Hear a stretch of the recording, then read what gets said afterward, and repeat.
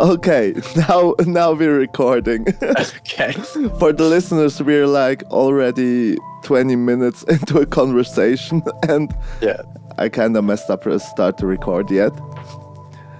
Hi Cody, and nice to have you here for the second time and the 10th episode celebration. Wow. Yeah. It's an honor to be back.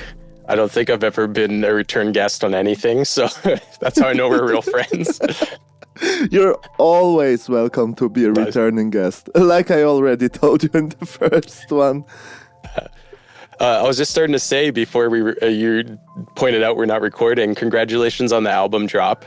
Thanks a lot. By the time this comes out, it will be a little bit old news, but as we're recording, it just came out today. Or like last night for me, because on the West Coast, I always get it at like 9 p.m. the day before, West Coast of Canada, that is.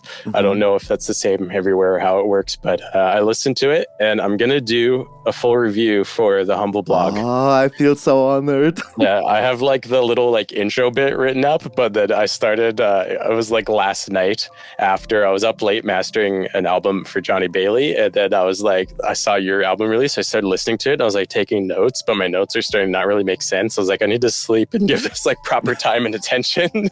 So That's a after fair we're point. Done, I'll go put out a track by track. It will be like a carousel, not gonna lie. In like comparison to the first album that I released, it's way more of a crazy ride, like some super bass heavy stuff and then some really dreamy sleepy songs on that. It's crazy. It's cool. I what I did listen to already, I was really enjoying. It's funny, our track, the bass I did on there is just like so over the top. And part of the reason why is because we initially did this to be like an Aldre remix competition thing. Yeah, exactly. Or you had started it and you weren't happy with it. So you're like, you want to finish this and submit it? So I was like, okay. So I did that bass. And it's not real because I have a real bass and I play bass, but that one was all keyboard because I was just messing with sounds and I was like, oh, this is so good. And I just started playing this like slap bass line on my keyboard. But my hope was that in like a remix competition setting that it would stand out enough that he'd be like, oh, what's this? But I guess it's too different. But I was noting even as I'm kind of like preparing the review, it was like the thing I really appreciate about your sound is that I feel like you've been so faithful to like the true lo-fi sound and aesthetic. Whereas like Sing 4D is Sing 4D Laughter is also similar in that I'm like, oh, this is actually lo-fi. Whereas I kind of push it, like I put out songs sometimes where it's like, that's not actually lo-fi. And I'm like, yeah, it's chill. Like, but like, chill beats are chill beats. We had that in our first podcast recording. That I guess the scene is really splitting up and going in a wide direction. Yeah, it's interesting, and I've tried to even like with Humble Beats, like I've had like piano artists reach out and they're like, hey, would you work with me on Humble Beats even though I don't have beats? And like, well, yeah, like Humble Beats, I just thought it was like a cool name. It's a little bit of a play. There used to be a Christian hip hop record label called Humble Beast. And, really? And I thought it was kind of like a fun play on that. They're defunct. I reached out and I was like, hey, just like, if I do this, will you sue me? And they're like, no reply. So so I'm assuming they're defunct, but I was like, I thought it was a cool name. And I love playing on it because as I like the idea of Humble Beats was I want a way to sort of build the scene and build community. So I started the Humble blog as just a way. I just do like reviews and do little artist features and even artists that have never done anything with my label, because I think it's worthwhile to help the scene and to help the genre and to bring in people and like build excitement for it, because eventually that might trickle down to streams for me, which is where I actually get a return, and that's how I fund the website and stuff like that.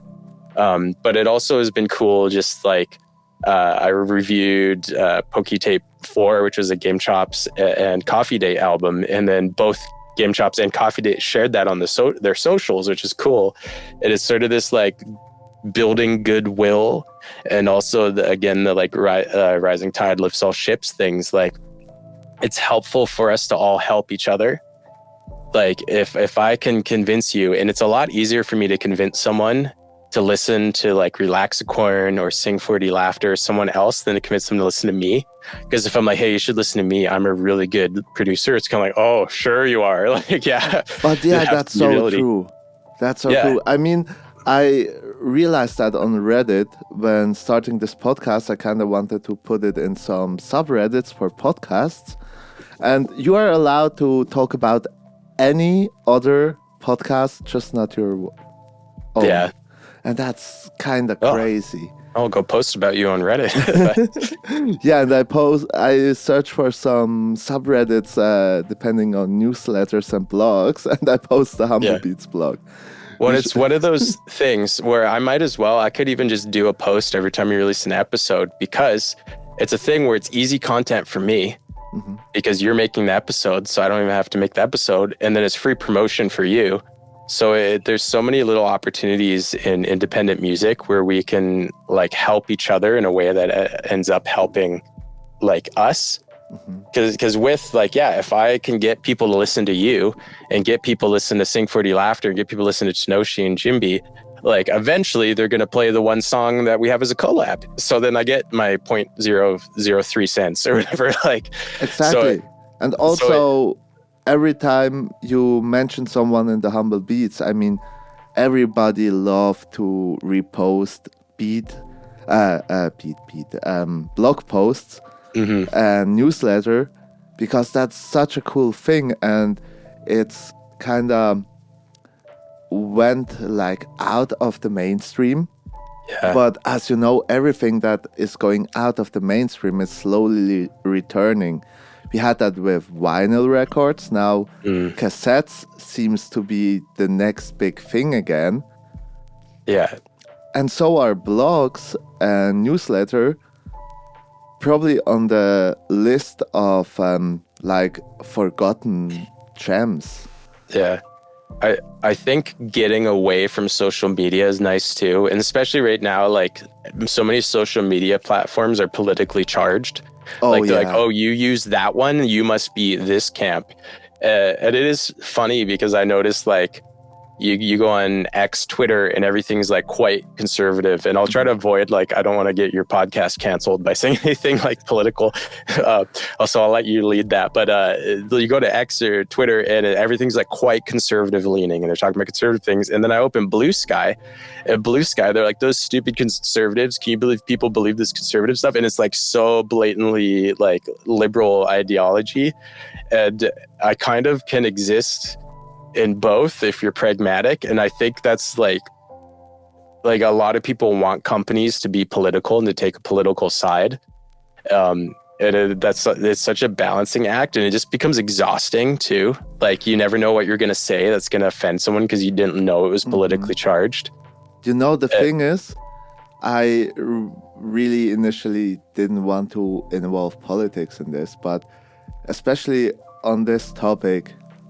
And because you said that you can see yourself in both sides depending on what makes more sense at the moment, that's where I see a big problem. Because people kind of stop talking to each other. And that's kind of the most important thing, even if you completely disagree with the other side's opinion.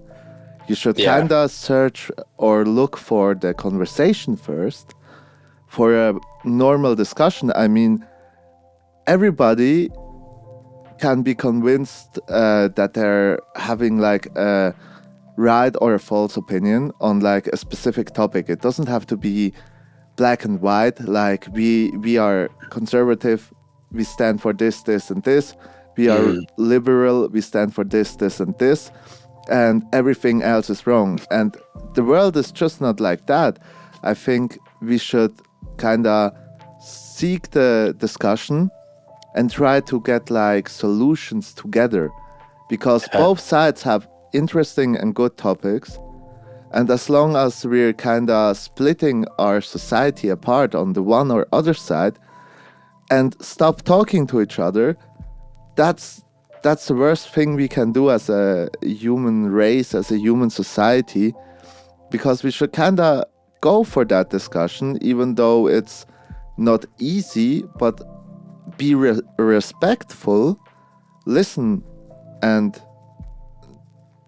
kind of hear a topic and their meaning on that topic, then tell your meaning on that topic. And maybe the best solution is to get like something in between. That we can take A, B, and C from this idea, and D, E, F from this idea, and together that's a good solution for everyone. What I think we often have a lot more in common than we realize. And the part of it, again, with social media is it really tries to push engagement. So it shows you things that will cause you to engage. So it's often like really inflammatory things. It'll show you stuff that knows will make you angry. Exactly, yeah. But like this last week, it is February, whatever the date is, it's early February. So if you pay attention to world news, I'm Canadian, and the US president has been like taking some shots, not literal, but just like poking at Canada and kind of stirring the hornet's nest. And it's been really cool to see how like a country that was pretty politically divided is really united in this. That we're all like, we support Canada, we're gonna buy Canadian products and support Canadian businesses. And like, yeah, we realize how much we have in common as Canadians and our shared values. Or kind of a smaller example is like Johnny Bailey, who I don't know if he talked about, so I don't think I'm outing him. I think he's pretty open, but Johnny Bailey is a Christian. Yeah, he told a lot about that. Yeah, so he's a missionary. And when he first told me that, he's like, yeah, I'm a missionary. My Christian mind, when I'm in Christian circles, I'm like, what kind of missionary? What kind of Christian? I'm like, do we agree on these little like minute details? And if you're in like just a Christian bubble, then you can draw these dividing lines. But in the music world, another Christian guy who's not making quote unquote Christian music, who's just making sick beats. Yeah. Like suddenly that's a huge point of commonality that I'm like, yeah, this is awesome. And it's like, we could have like focused on our disagreements in theology and little minutia details that most people don't give a rip about. But actually like there's so much commonality in that. But yeah, to bring that back, I think with the blog, it allows you to be a little bit more human because people are often more complex than like one side. And I found like, so with Threads, which I've gotten like a decent following on Threads, like I have people in my community and Twitch and Discord and stuff who found me on Threads. But if you post anything about being a music producer, it only shows you to music producers. Yeah. And I was like, I like that. And I like the community.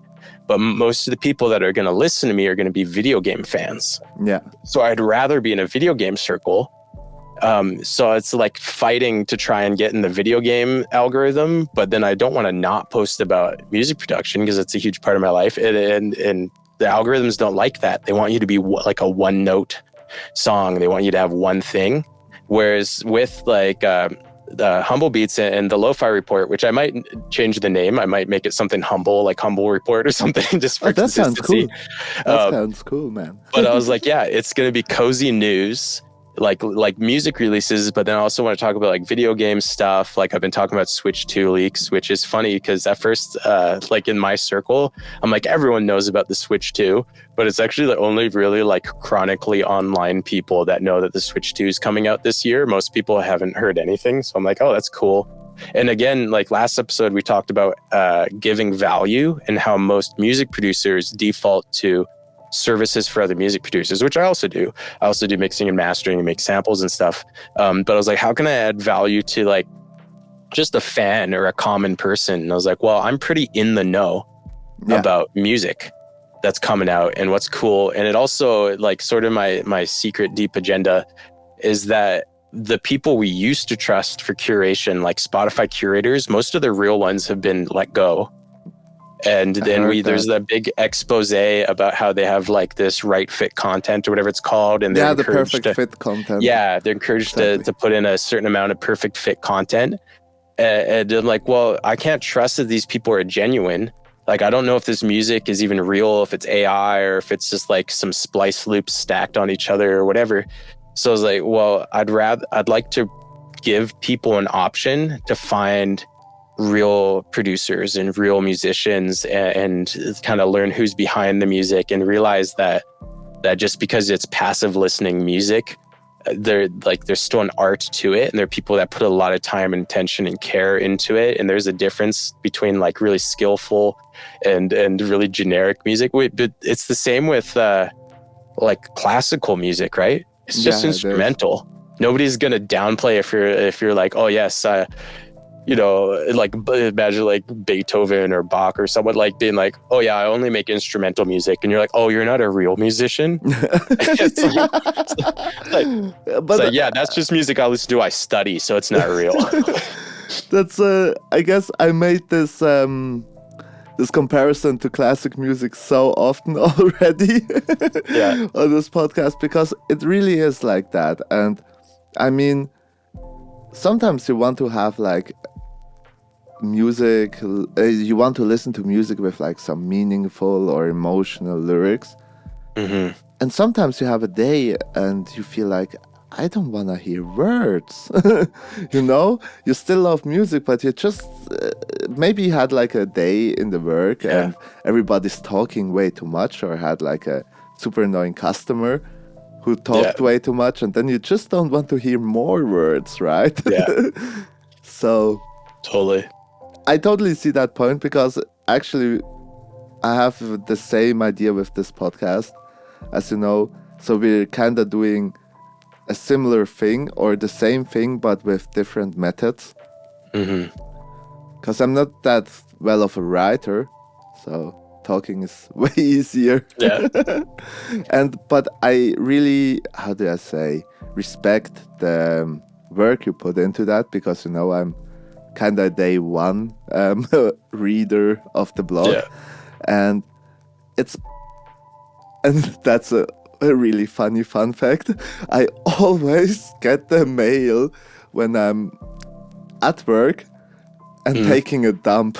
So I'm sitting there and reading the blog, and it's always the perfect timing.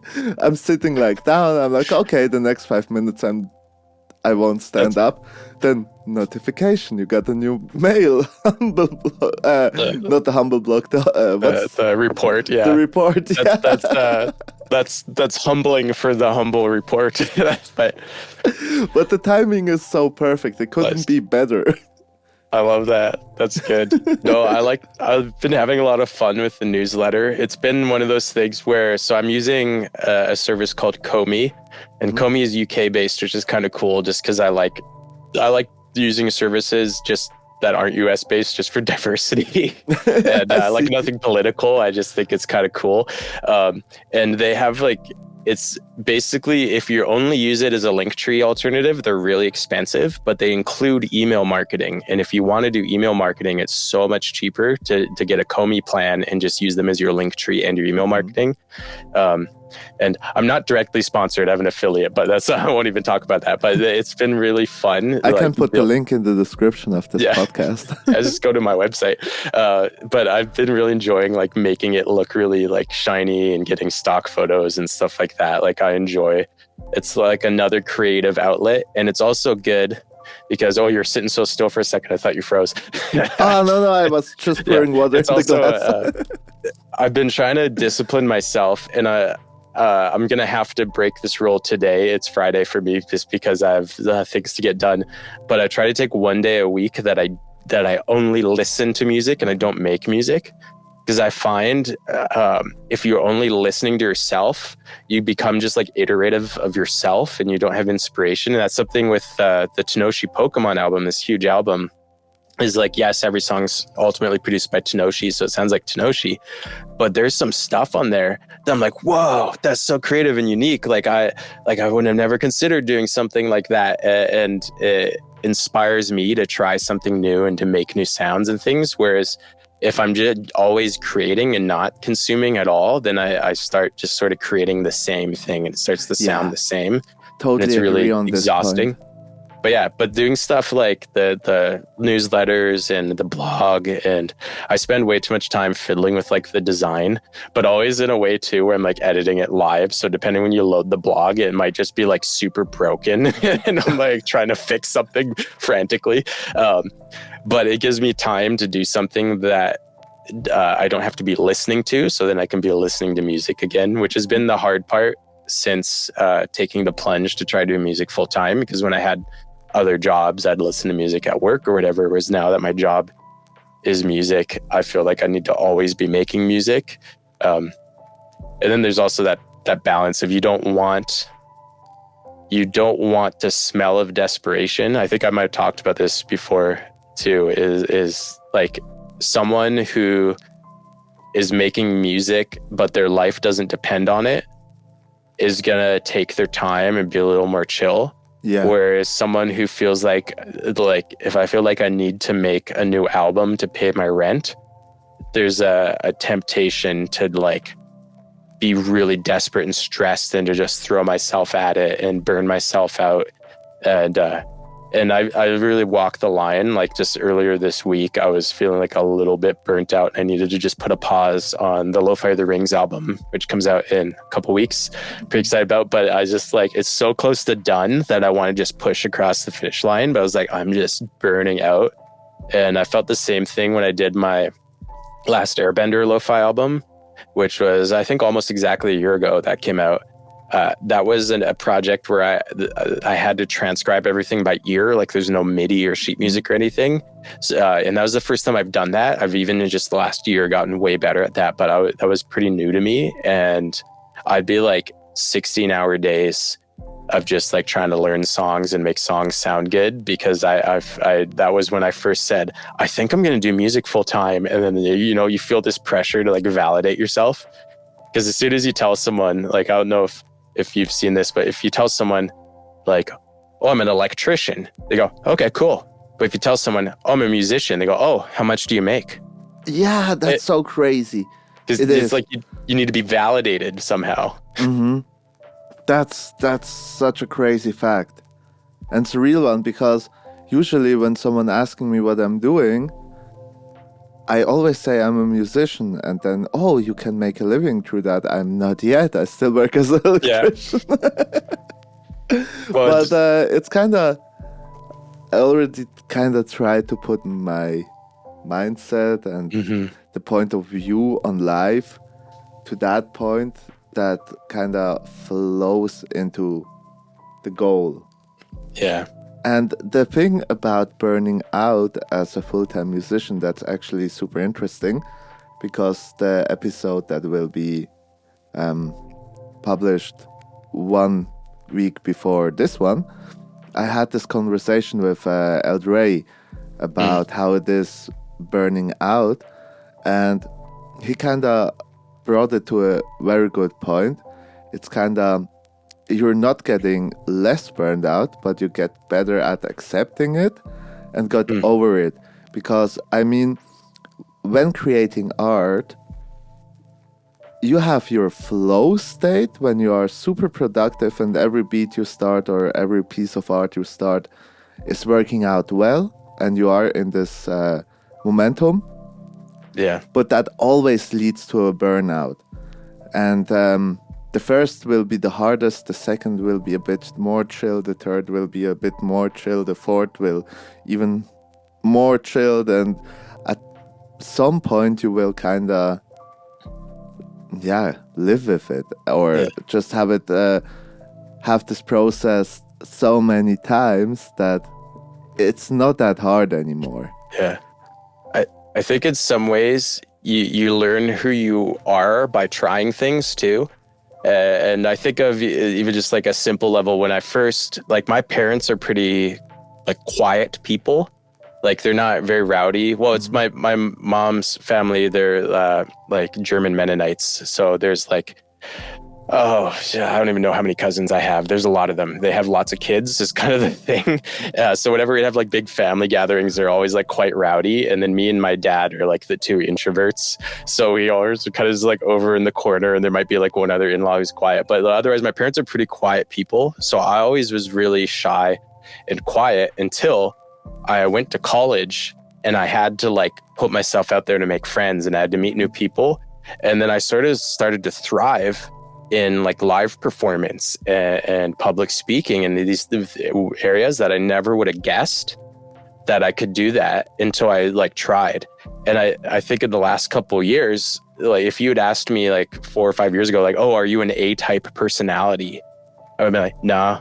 It's like I'm okay to just be chill. And it's like, and I'm still like okay to be chill, but I'm like, I want to start a business. I want to incorporate Humble Beats. I want to like, you know, make everything official and be an entrepreneur and find all these new streams. And it's like, I would say income streams. It's not even really about income. It's just about like pursuing something and achieving something. And that's something that I like people would have told me, oh, you're not an entrepreneur. You're not an A-type. You know, you're not a go-getter.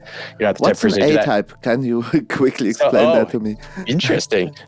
So generally an A-type personality is someone who takes everything really head on. I was trying to think of like a good metaphor that I've heard, but it's like, it's not quite like alpha beta, but is like an A-type personality. Is like if you're walking down the road and you see an obstacle in front of you, an A-type's going to be like, all right, I'm going to jump over it. Where a B-type's going to be like, okay, let me sit down and observe this obstacle for a while.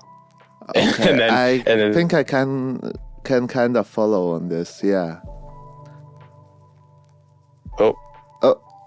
Oh, I missed a little bit of what you said. Sorry. Yeah, all good. I just said that I kind of understand what you mean.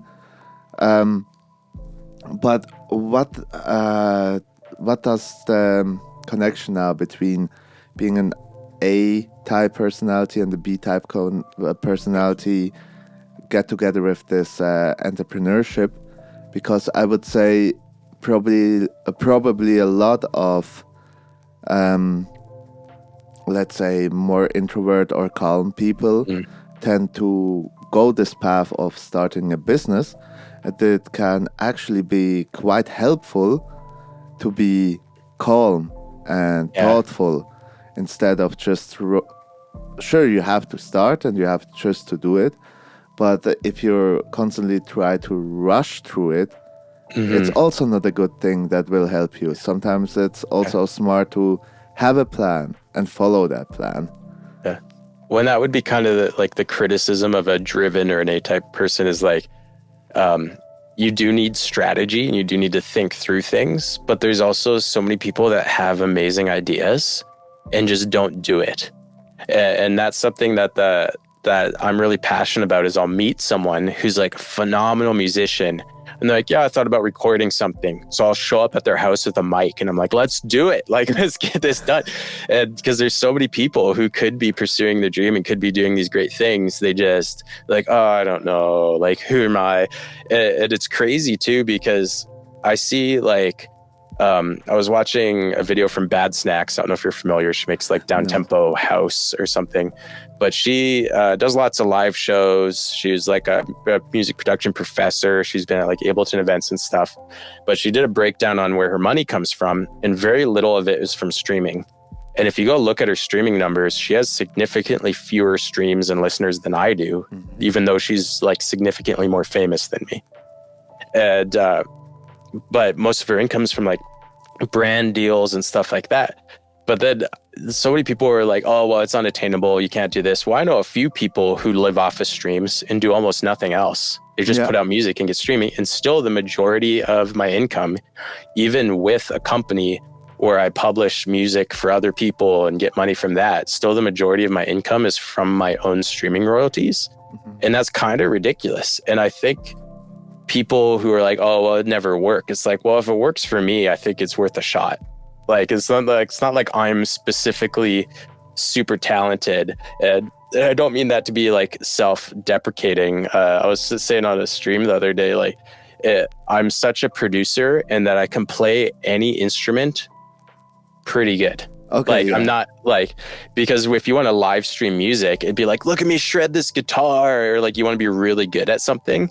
And I'm not really good at any one thing that it can be showy, but I'm good enough. At many things. Yeah, I'm good enough at like everything that I can kind of tie it together, and I can make other people shine and stuff like that, which is very like producer skill set. It's a very different thing. But like, I think there's so many people have talent and have ideas, and they just never take the plunge. And sometimes it's like, well, what if I fail? It's like, so what?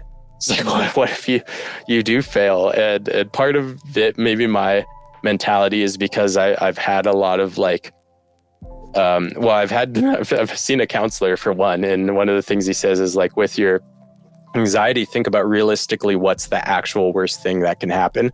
And I've been in a lot of situations where the worst thing that could happen has happened to me, where, you know, I used to work with men in homelessness and addictions, and I've been assaulted several times now. So now I'm like, okay, well, I know what it's like to be punched in the face. So like, I'm a lot less scared of people yelling at me, because relative to being punched in the face, being yelled at isn't that bad. Like these sorts of things. And I've had like, way back, I started a Christian podcast, and the idea was that it was for Christians. I just wanted to talk about our faith and explore things, but it totally found the wrong audience. Like the algorithm just did me dirty, and it totally pushed it to like atheists and people that are like super anti-Christian. And all my comments were just hate, where they're like, stop shoving your religion down our throat. And I'm like, this is the worst thing that could happen. I was like, yeah, I'm but getting bro, then stop just listening to that. If you have something in the title that is explaining this is a Christian podcast, why should an atheist go and listen to that? I mean, people are so weird in that specific thing. They go consume content that they are not relating with or don't like, and just hate about that. I mean, just scroll. Yeah. Well, there's an assumption that everything on the internet is for you. And you'll see things, because it's not even with like faith, but just with lots of things. You'll see someone will post something, someone will be like, well, this doesn't apply to me. It's like, so scroll past it. Yeah. like you don't need to comment on everything you see. But yeah, but that was like that whole podcast. I put like most of my gear, like this mic, my soundboard, this camera, was all stuff I bought for making Christian content for Christians. And there was maybe like 3 Christians that ever found it, and I was just getting flamed. And I just absolutely burnt out on that. And I went about as poorly as it could and just fizzled out.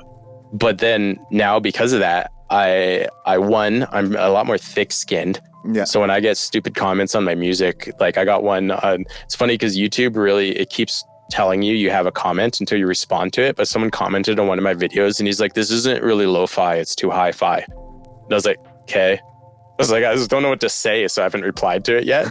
But I make like hi-fi chill beats. Get over it. Yeah. But yeah, stuff like that, I'm like, okay. Like, I don't care. It's like, I've had so much worse said to me that just like water off my back. But the other thing is I have all this equipment, and I have some experience making content now. And even like when I started making music, it was so that I'd have my own copyright safe music for content. And then it's sort of just expanded from there. And now I'm making music, and music is the product. It is what I'm making. But it's things like, you don't learn what you're capable of until you try it, and you don't learn who you are if you never like put yourself out there. There's a C.S. Lewis quote that I can't quote to you verbatim, I'd butcher it, but essentially he says that friendships reveal different aspects of people. And he's saying like, if you have a friend who to you seems really stern and serious, but then a third friend comes over and they just resonate with that person so well that they're dying laughing. It's just there's in hysterics. Yeah. And now you see a whole different side of that person who you thought was a really cold, serious person, but you needed that other friend to come in who knows how to make them laugh, to know that this person has a sense of humor and can be really lighthearted and stuff. And it's sort of the same with yourself. Like there's things you won't know about yourself until you're in the right situation that someone brings it out. Until even like in college, my first year of college, I had a roommate who was really introverted and like unfriendly. My first year of college really sucked. My second year, they put me with a different introvert guy who's like super outgoing, extroverted athlete guy who'd like host parties and stuff.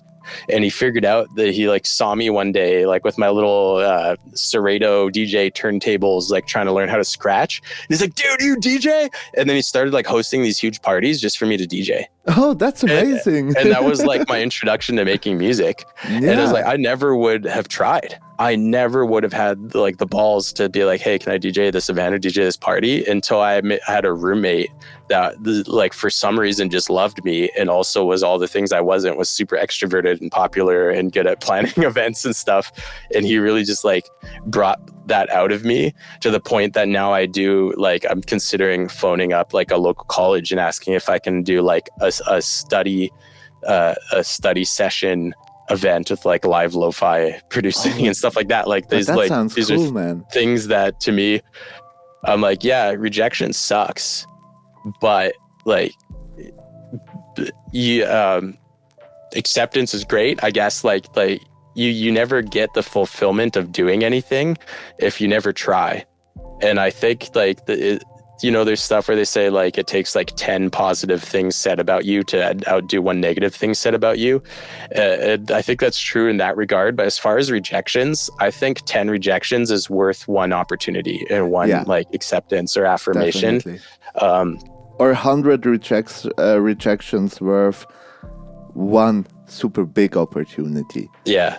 And sorry, I want to rush in real quick before you continue too far into the topic, because I have like some comments on like two things.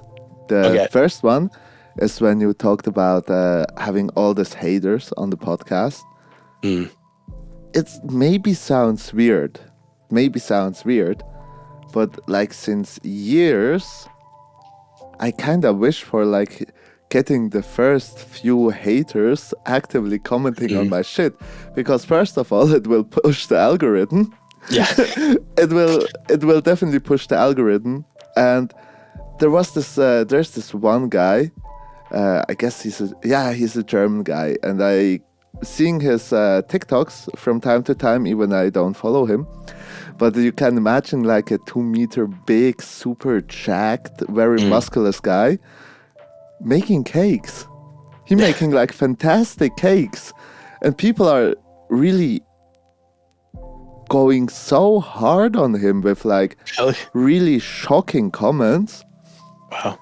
And he just makes a video, and you can like pin the comment in your TikTok, and he just started like pinning the worst comments in the new video. Don't even get on the topic, and then like the real fans that liked him start bashing with the haters, and he went so crazy viral with that. Yeah. And for real, I cannot understand how you can hate on someone who is making like fantastic cool cakes, like with different mottos and everything.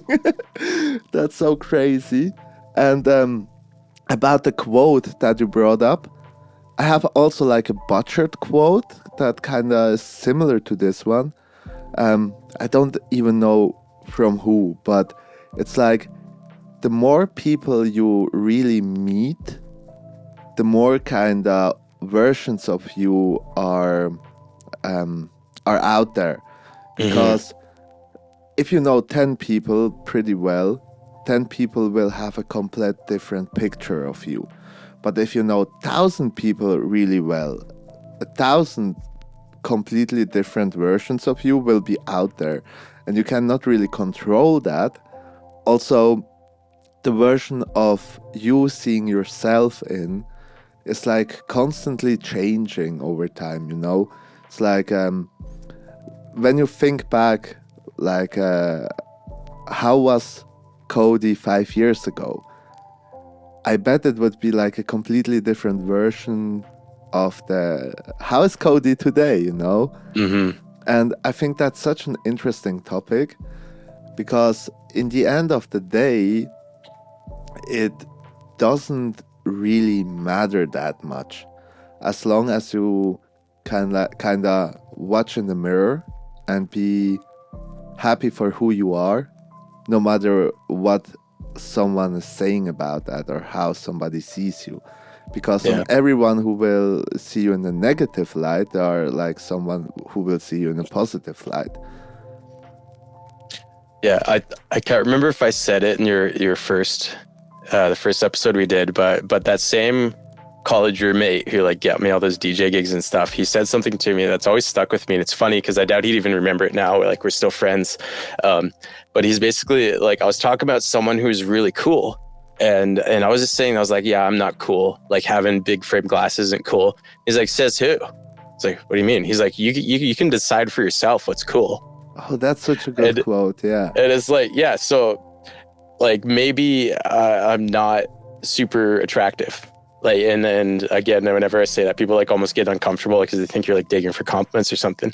It's like, but you know what I think is really cool? I think beards are cool. Yeah, they are. I think having big glasses is cool. I think wearing band t-shirts is cool. So I'm like, well, I'm just gonna decide that these things are cool and I can do these things. So then I can be cool, quote unquote. Like it's not like if I'm like, oh no, to be cool, you have to be super skinny and you have to look really good, clean shaven, and you have to like not wear glasses. It's like, well, why would I decide that being cool is all these things I can't be?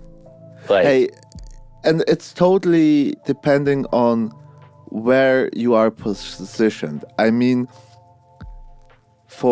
if you're in the right place, everyone will think, wow, you're so cool, you're doing music, but you're making so chill music, but you're also into this cool bands, and you know a ton about video games. So I guess there are like, I would say millions of people who will think you are super cool for doing that and being like that.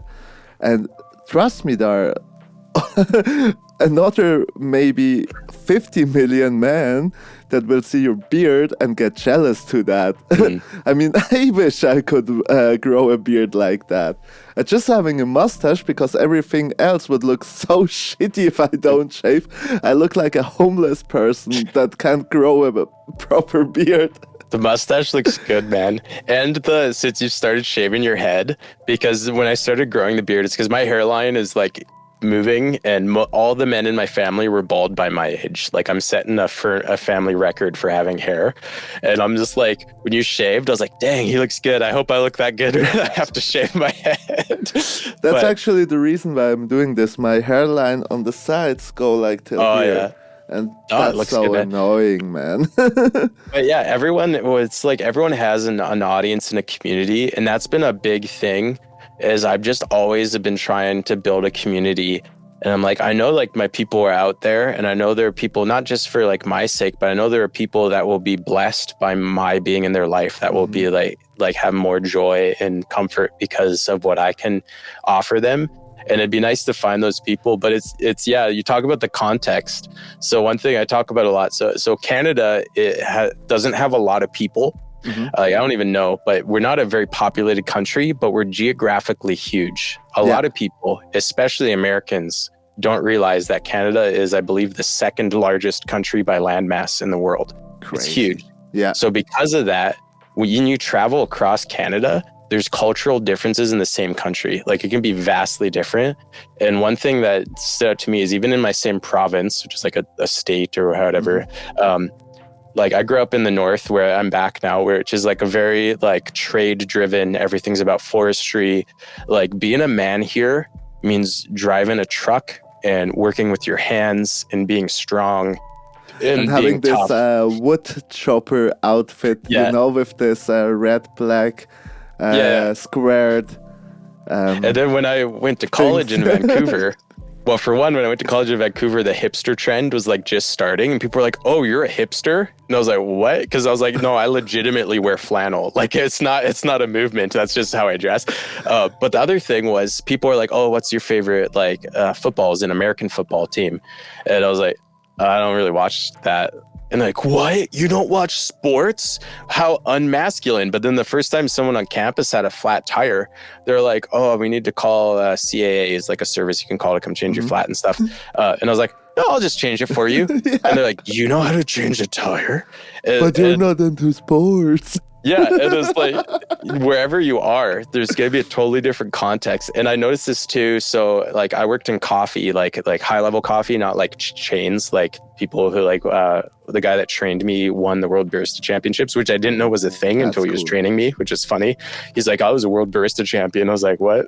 What's that? There are world champions for everything, man. For every single profession or whatever. Yeah, that's so crazy.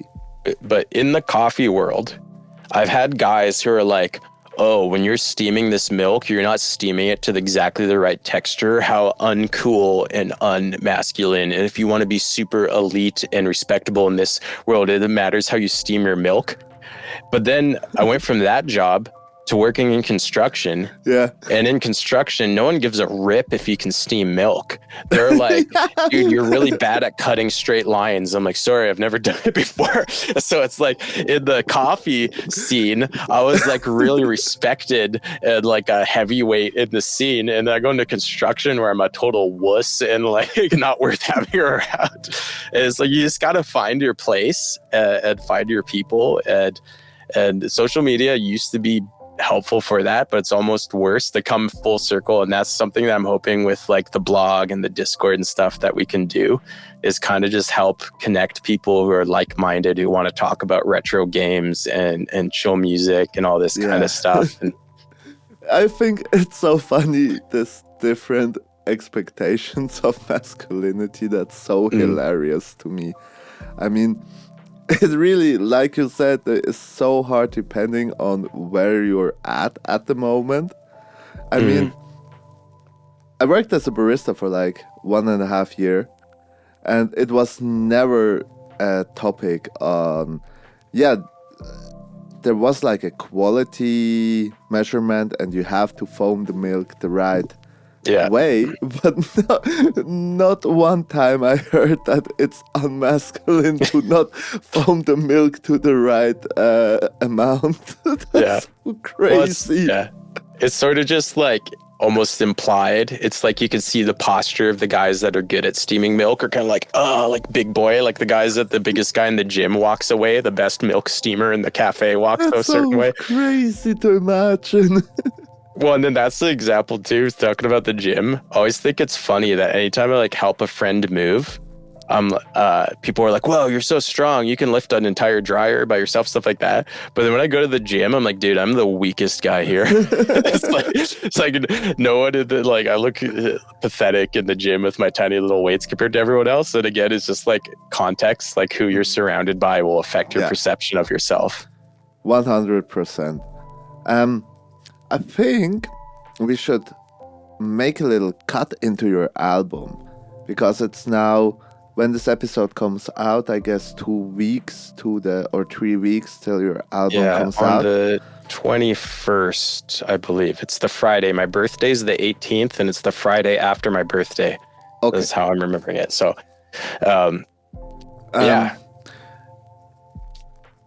How many details can you already give? Like, is there any details on like track numbers, how many tracks are on that, big collabs or whatever? It's going to be 16 tracks, I think. I'm re-releasing one of my singles from way back. I just have remastered and redone, so I'm going to re-release that. It also was a single that I'd released with an AI artwork back when I thought that was a meme and I didn't consider the implications. So I kind of would like to just get rid of that. So it's going to be 15 new tracks, counting the 2 singles that are out, or I guess 3 by the time this episode drops. Will be 3 singles out.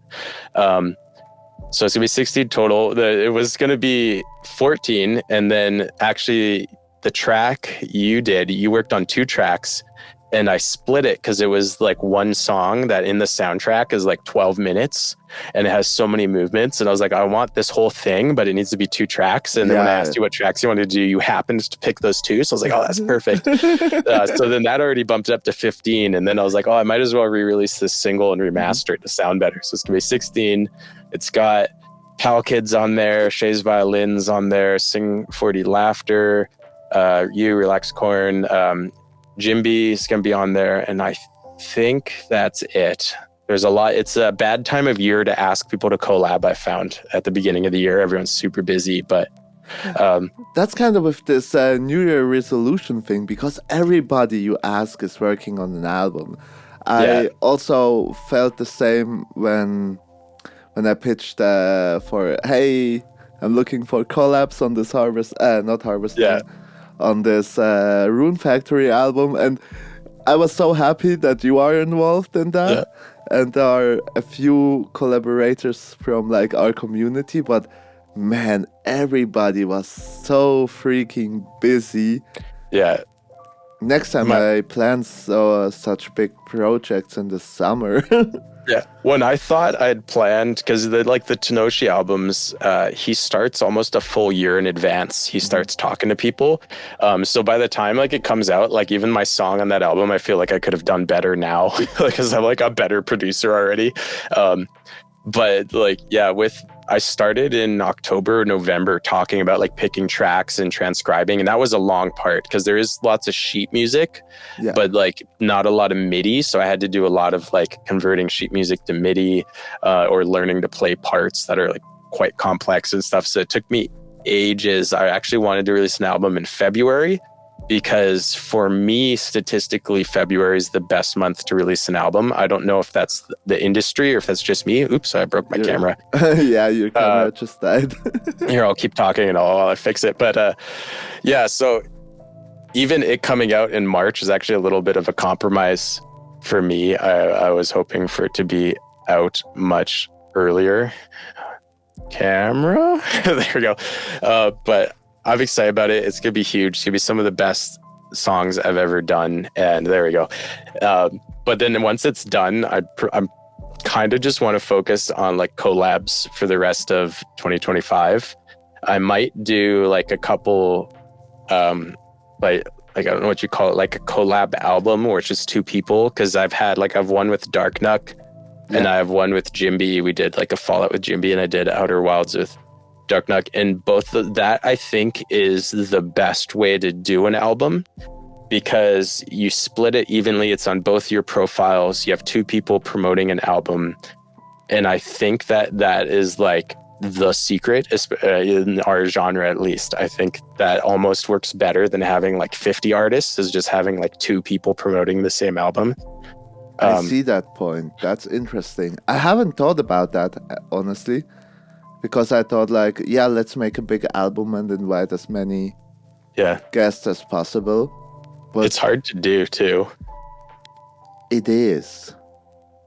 But I guess when you're in the position, and I guess you are in the position as well, when you're kind of handy with mixing and mastering, that takes so much pressure out of an album production because you can get like heavily influenced on the melodies and on the melodic side of a track, but still give you like your touch at the end when making the final mix and master on this.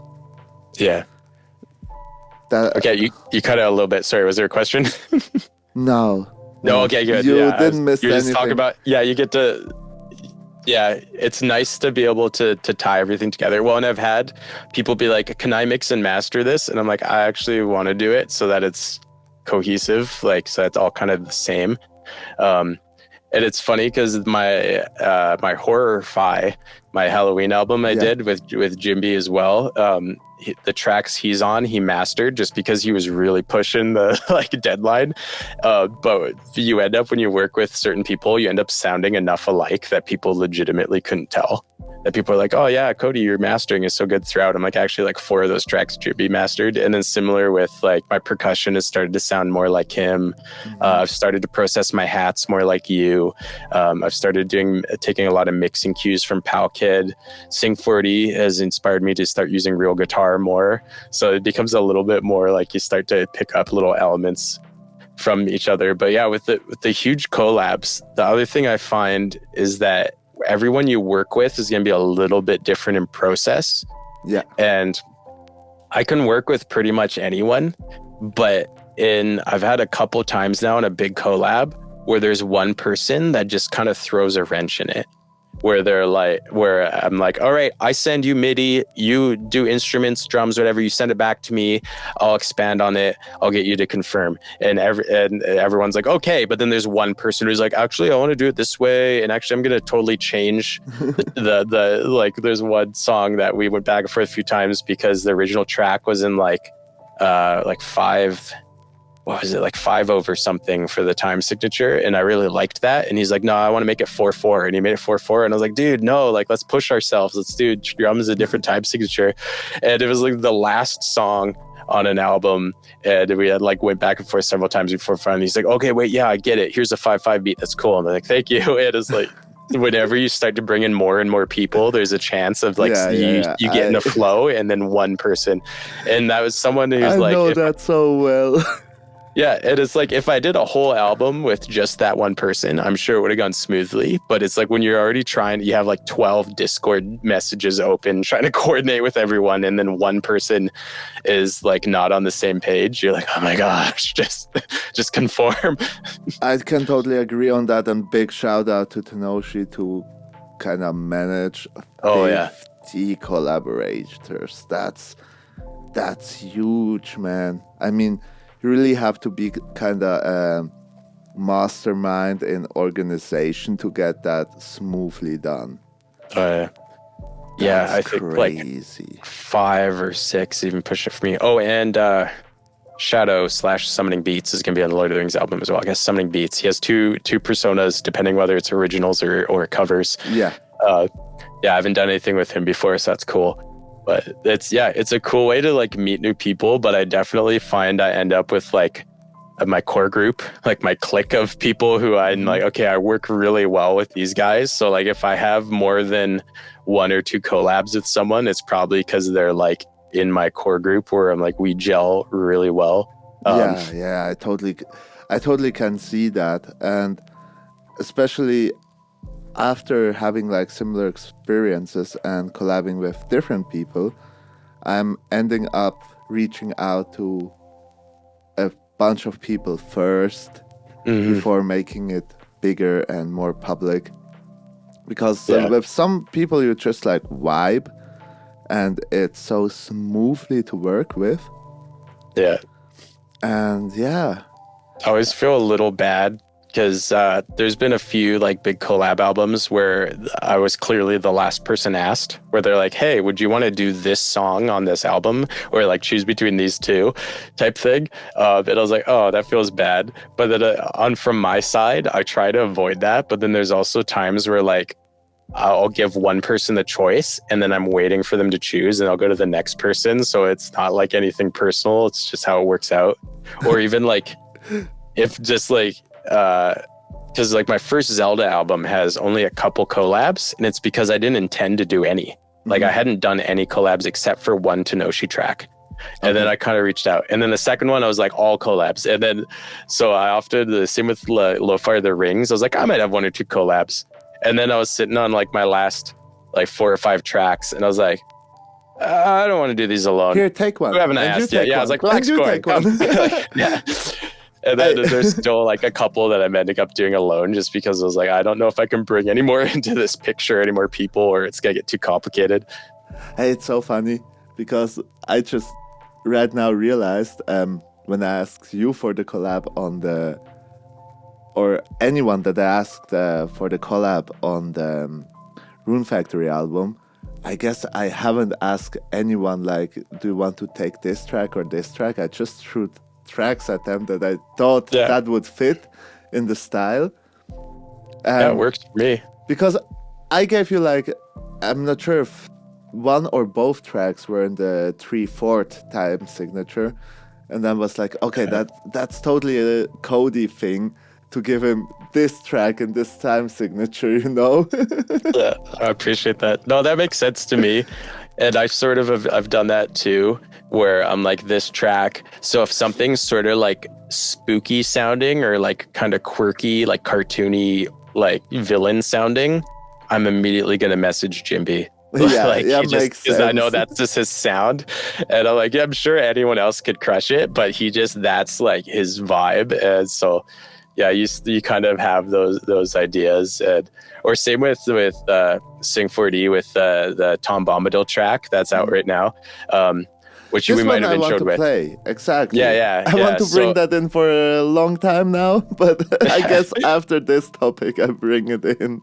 Yeah, so that was a track that I was gonna do alone, and I was like, I'm so happy with this, but I feel like it could be better with a collaborator, but I really need someone who's not gonna like lose the vibe. Like I wanted someone who I knew would add a layer instead of changing the beat or something like that. And immediately I was like, I bet you just Sing 4D could lay down some sick guitars and it would just elevate it without like taking away any of the work I've done that I'm already proud of. And that's exactly what he did. He just made it a next level track. So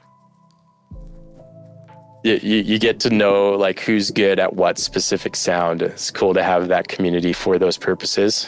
Yeah, I recently listened to a bunch of his tracks, and I mean the guitar vibe he brings in is so unique and really like it's his style, you know?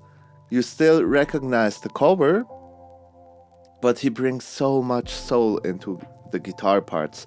Yeah. That's so fascinating. And yeah. I guess you did the right chose. Pick the right one. Choice. Yeah. The right choice. And I would say that's now the perfect time to bring that in. Yeah, let's do it.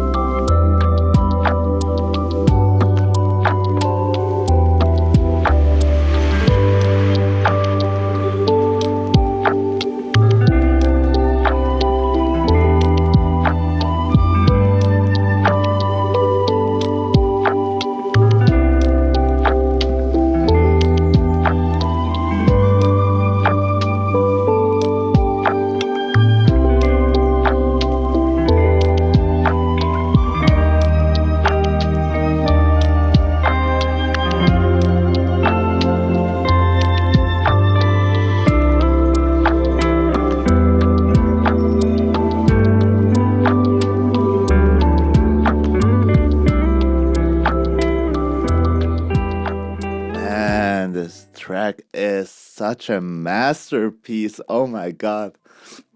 I have played a bit longer to get like into the real guitar part of Sing, but man, from the beginning with this super lovely bird sounds, and the first time I'm listening to this not in the car or on the monitors but on the headphones, and it's so clean. Yeah, that's I probably really one of your best work that I have heard so far. That's so good, man. And this whole album, it's like, it's the funny thing about getting better is like I go back to my old stuff and I'm like, should I delete this? like is it good for the story? Never delete the old stuff. I've been remastering a lot of it, and some of it too. Some of my because when I first started, I was all originals. It never even occurred to me to do a cover until I was already a few years in. I've thought about kind of compiling them into like a big album and remastering and re-releasing that so that I could also like put it up on Bandcamp and stuff like that. Because Bandcamp is sort of like difficult to navigate as a cover artist because you have to get mechanical licenses and you can't use the same ones that you got through your distributor. You have to go buy more mechanical licenses, so it's really expensive. And it's like, if I spend $400 on licenses for the Zelda album, am I going to make that many sales to make it back? But my originals, and I'm learning about like registering with royalty organizations and all that too. So I've thought about, but because yeah, some of this stuff, like the Sing 4D stuff, Pow Kid stuff, our tracks that we did together is some of like the best stuff that I've done, and I'm so excited to have it all out there. And I'm like pushing for, I've sort of my top song for years has been the Stranger Things Lo-Fi, and this year something happened in the algorithm that it's dropping and other songs are like replacing it as my top song, which is kind of like, on one hand, I'm like, uh-oh, what happened? Is this bad? But also I'm a little bit relieved because I really hope these all get in like top songs where when people look me up, what they hear is this Lo-Fi the Ring stuff. But yeah, man, there's some of you guys, it's funny. Some of you guys who I work with, I almost don't want you to collab with each other because I feel like it'll be too good and I'll have to just quit. Or we should really start to make like big collaborations, like with 4 people on one track. I haven't seen that a lot in our community. I guess the maximum was with 3. Yeah. Like being 3 people on a song. I think I've only done it with Shay and Lucas because the violin and the piano, then I like produced and mixed everything. But I have thought about that before where I'm like what if I like, had this person do this element and this guy did drums, but then I start to feel like DJ Khaled, where I'm like, am I actually doing anything, or am I just like shouting my name and like taking credit? Lofi Cody on the beat.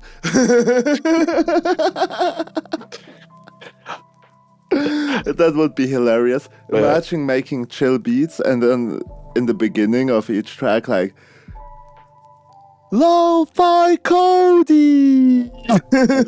I tried for a while. I tried to have like a producer tag. If you listen to some of my older originals, every once in a while you'll hear ones. I have to check that out. Yeah, it's like little. I can't remember if I hired someone or if it was like a text to speech thing. But you'll hear like look it up right now for the podcast. Yeah, you'll hear like women's voice go like Lofi Cody and stuff like that, like little phrases. Okay, where can I find that? Or there's a phrase back when I was a lot bigger on Twitch. I accidentally dropped. I was eating a burrito at my computer, which is a bad idea, and I dropped it and just got like burrito everywhere. And I was like, what a classic burrito blunder. And then that became a thing where everyone was like, another classic burrito blunder whenever I did something wrong in a game or something. So then is it stay calm to trying to stay calm on Taco Tuesday? Maybe. I'd have to go back and find it. Let me quickly just put that in for fun. I didn't name my tracks in any way that would help me remember which is which. I want to hear your producer tags. I'd have to figure out what song it's in. But yeah, Taco Tuesday was one where I was trying to go for more of like a harder hip hop, but still lo-fi sound. Yeah, the bass hits hard. Like when a trap beat that someone can really go hard on that.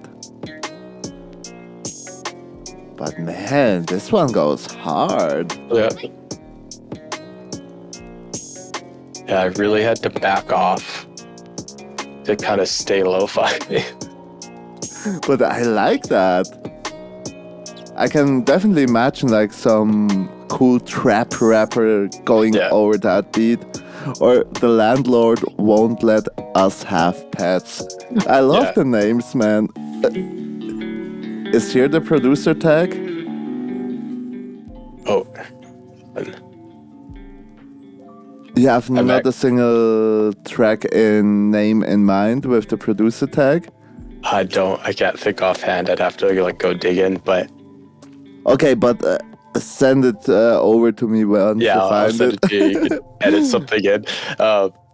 Lo-fi reading makes you smart. I love your old titles. Lo-fi Frosty and Baked Potato.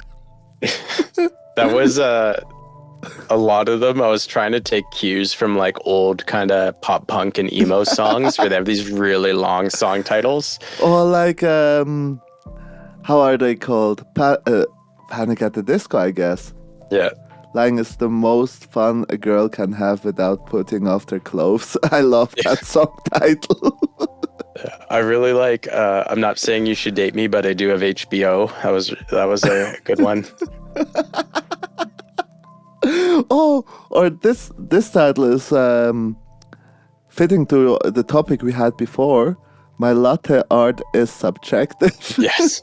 So good. This is hilarious. Let me see. Oh, I have to go through your old stuff. Dude, I'm proud of those songs, even though I didn't know anything about mixing or mastering. I had not the slightest idea. Bro, you made the Bob's Burgers cover.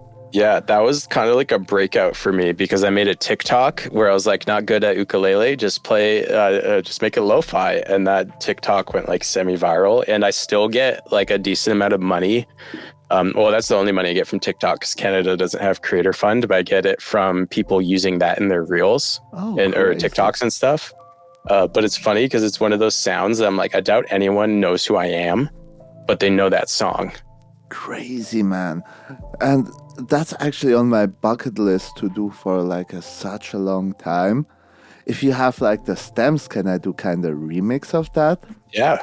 No, like a Relaxicorn flip? Because this song is on my bucket list for sure.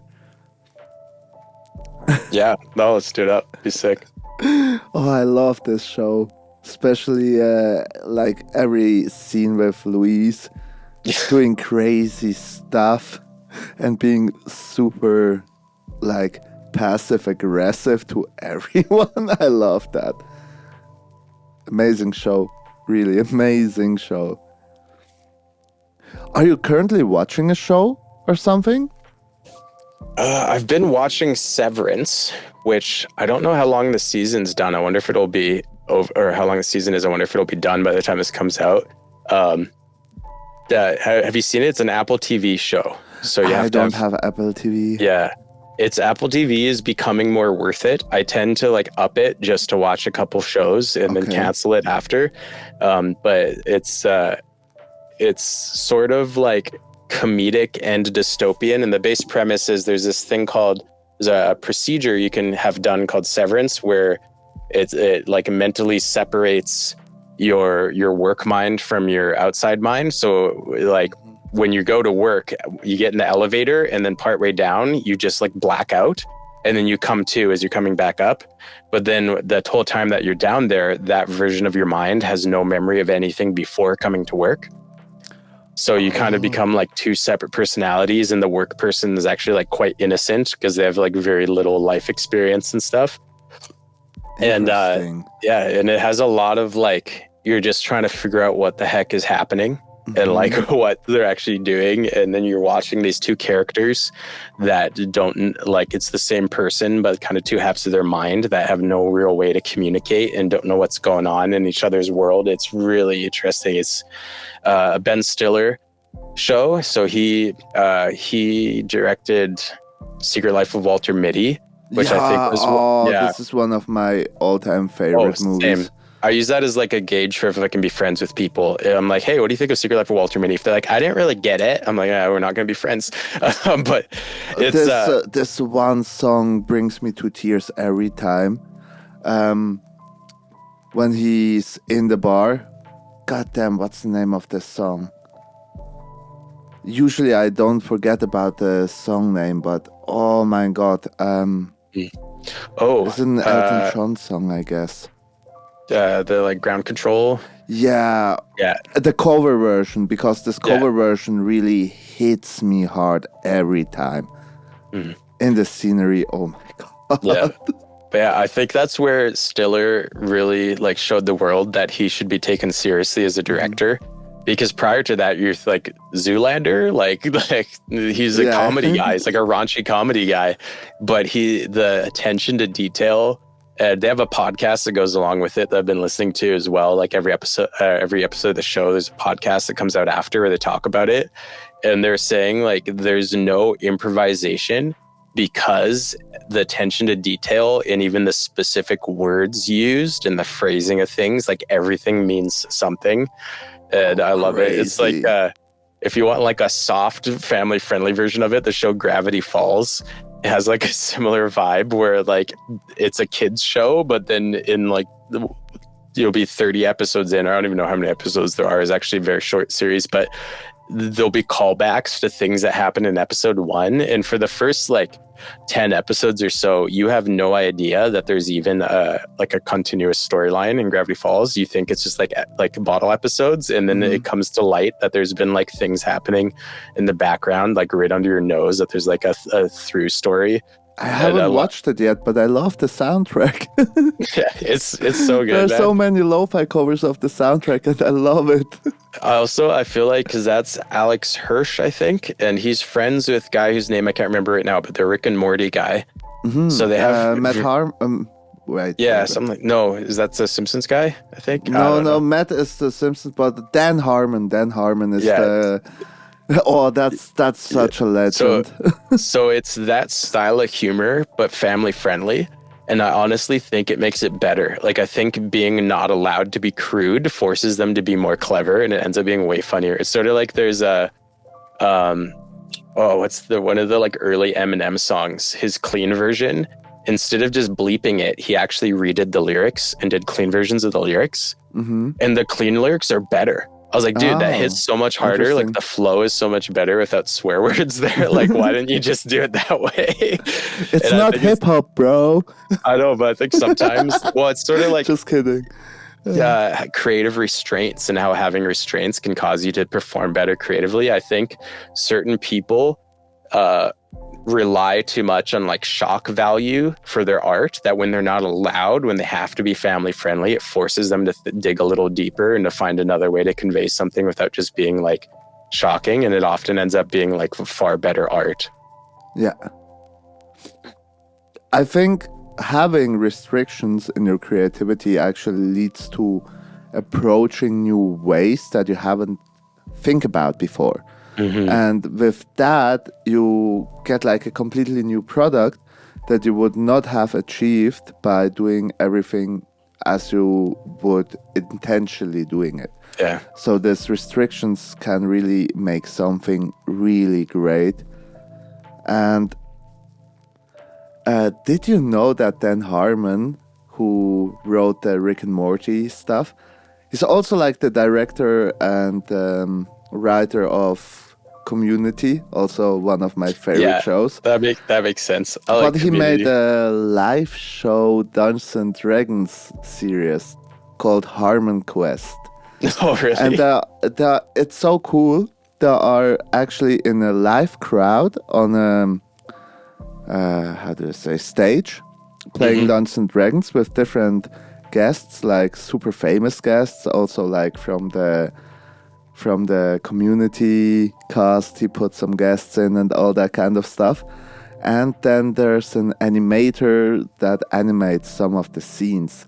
And for you as a Dungeons and Dragons enthusiast, I can totally recommend to watch that. Yeah. It's so funny. That's cool. I'll have to check that out. Okay, I was trying to remember the name of a band. So with the restrictions thing, is one of the things at first when I was like, I'm going to start recording music, is there's this group, Joy Wave, and they have a few of their songs just have really awful sounding sounds. Like it'll just be like a really trashy sounding synth or like a really like crappy bass tone or something. And then from that, then it starts like syncopating to a rhythm, and then like something else comes in and it turns into like a really cool song. And it just really inspired me to this like punk aesthetic of like just using what you have, but then you can make other music with that same sort of idea of like, I was like, okay, what do I have? I have a guitar. So I used to play guitar way more in my lo-fi. I'm getting back into it. I was like, I have, Logic Pro. I can sort of figure out some drums. I can record myself hitting random things to make drum samples. Like, I was like, what do I have? And now I'm almost at this place where I have too many synths. Like I actually just recently went and deleted some because I was like, whenever I'm like, okay, time to make a synth sound, I almost always end up in Serum. I recently got Pigments because it's super cheap. Oh, Pigments is so Yeah, good. I keep hearing it's like better, so I'm gonna try to recreate my go-to Serum synths in Pigments as like an exercise to learn it. But like, yeah, I could open Serum, I could open Pigments, I could open Massive, I could open Vital, I could open. Then I have like Diva, and I kind of regret Diva because it's a cool synth, but it's like, it's really hard to make chill sounds in it. It's really geared towards like it's dirty so present. sounds. Yeah, it's super present, and I really want to get it back in the techno days. But oh my god, today I saw that there's Pigment 6 out, and I can't wait. Tomorrow I have scheduled my production day. And I'm so hyped to try this out. I love this synth. Yeah, dude, I just opened it and I was like, this is really cool, but I need to like wait till I have time. So I decided I'm gonna finish my projects, and that's another thing. So I get caught into. So I've been using a mastering compressor, was it Alicia Alpha compressor, which the physical like rack compressor is like massively well regarded. It's like one of the best master compressors. So I got the plugin. And it's cool, but it's so annoying to dial in. And I find when I'm not producing, but when I'm just mastering an album like I have been, that for 20 tracks, 20 times I had to open this little plugin where you can't type in values. You have to like drag the knob, and it's super imprecise. Okay, and the UI doesn't scale. It's really small on my like high resolution MacBook. So I was like, man, I'm going to go back to using TDR Kotelnikov. I bought like the GE version. It's a great compressor. It doesn't have mid-side is the only thing I can say against TDR Kotelnikov. Like if you need a mastering compressor, there's a free version. Just use that. But then I was like, I've already done 17 tracks on this album using Alicia Alpha Compressor. I'm just need to finish using Alpha Compressor. I just need to, like, I'm not going to go back and change the compressor on everyone. And so that's with Lo-Fi the Rings. I was like, I want to learn Pigments and start using Pigments, but I need to just finish this using Serum and my like other model synths and stuff, and just to be consistent and to actually get it done, because I could get sidetracked by so many new things. And that's happened so many times, like where I'll be working on the final track on an album and suddenly I'll be like, oh, I just realized that, you know, I accidentally had this plugin in my master preset bypassed and it hasn't been doing anything. So now I need to go back and redo all my, it's like, well, no, it's been fine. So I'll just continue not using it for the rest of this album. Like, I mean, if you haven't heard significant changes by having it on that bypass, it's probably just not used. Oh, this reminds me to this one meme that really got me cry laughing. You know, this Capacha things that you have to fill out to show that you're a human. And there was this meme about Capacha for musicians. Tweak 5 minutes on this compressor till you realize that it's on bypass. Yeah. That was so... Waves does actually super funny memes. I just follow them for that. So I was using a like channel strip emulation, and it's funny because it's one of those things that now that I understand better, I don't even bother. It's not on my master chain. But I was like, oh yeah, I want like an analog emulation for my EQ. So that's a thing I've heard. So I'm going to use this like channel strip emulation. I think it might have been a Waves one or something. But I didn't realize that there's like activation for each like circuit on the channel strip. And I had the EQ one deactivated because I had like the routing set to bypass the EQ. So it'd go straight from filter to compressor to gain. So I had like this preset, and I think it was just the saturation that the plugin added. I could hear the difference. So I was like, well, it's doing something. It's just super subtle. But I didn't realize until I used that on like all of Last Airbender. And I think most of my first Lo-Fi Zelda album, that plugin is on my master chain doing basically nothing. because I didn't realize it was bypassed. And I was so mad. And then now I don't even have it installed because I'm like, oh, I have like other EQs that I like better, and I have and I get saturation in other ways. So it's, but yeah, learn the plugins you have. Yeah, exactly, and don't have them on bypass. Or maybe like that's a sign from God that you should not use it. It's so it's so weird. I recently had this this thought about EQs, and I really want to implement using more non-graphic EQs where there are just knobs, because I think that we get too influenced by, you know, different tutorials or how we used to do it, and cut it here and cut it like cut the piano at between 200 and 300 hertz to give more space for the bass and stuff. And I really want to implement using more non-graphic EQs and just like use the knob till it sounds good. Yeah, that's something. So I have Sonable Smart EQ, and one of the things I like about it is you can put a reference, and then it'll try to match the EQ curve to like match your reference. So right now I mainly use a song by Ford, like all lowercase with a period. Ford is kind of like down tempo, atmospheric, really cool, but his mixes are so like pleasing. And but I started for a while, I just like throw that on there and I'd be like, yeah, make it sound like Ford. But now instead what I'm doing is I'm using it to be like, okay, show me how different, like I'll say analyze and match, and then based on how dramatic of cuts and boosts it's making, I'll be like, okay, interesting. So I'm missing a lot of bass. And then I have been using just recently Slick EQ Voss, I think it's called, which is another free TDR plugin, and it's not graphic. You have 3 knobs. You can change the models, which changes the EQ curve, and there's a whole manual, but I literally click through them until I hear the one that I like the sound of. I tend to use the German one a lot for mastering because it's very like subtle and smooth. And then I just go in there and I just make like big, like a shelf boost or like a cut or like a high boost. And then it also, the way that plugin works is it saturates more the more you boost or cut. So if you're not doing anything, it doesn't really saturate.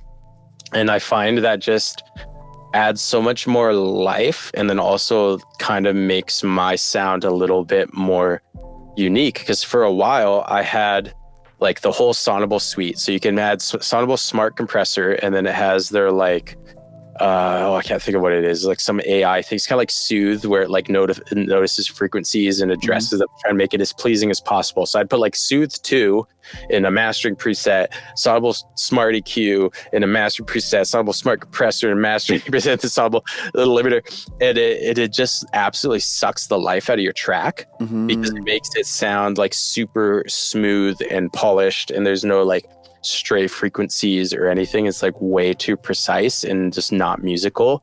And so I've been using it for like analysis, and I'll be like, how much does the AI think this sucks? And I'll be like, interesting. And then I remove the plugin and I go back to something more like intuition based and more subtle. Yeah, because I'll also do like their Smart Compressor has a thing where you get it to listen to a portion of your beat, and then it recommends an attack and release time. Yeah. So I like using it for that, but then the way the actual compressor sounds, I don't love. So I'll get that for like a starting point, and then I'll remove it and I'll like dial in the compressor I actually use, because I think that's the like most, you can get way too anal sitting there, like trying to listen to just the transient of a kick and adjusting the attack and be like, no, too punchy, not punchy enough, too punchy, not punchy enough. And like, I'd rather just set it like somewhere where it's like a little bit tamed, but still present, and just move on. And yeah, I could get way too caught up in the details of what's correct. And correct doesn't necessarily mean better. It doesn't mean people will enjoy it more. Like, so like a lot of my best performing songs are the technically worst. Like even that Bob's Burgers one, I recorded that ukulele for that with just like a Blue Yeti USB mic on like on a box in front of my couch, and like you can hear the mistakes in my playing because I'm not super good at ukulele. Is sort of a fun gift I got. But that's make it more lo-fi. Yeah, At the end of the day, it makes the whole sound more lo-fi.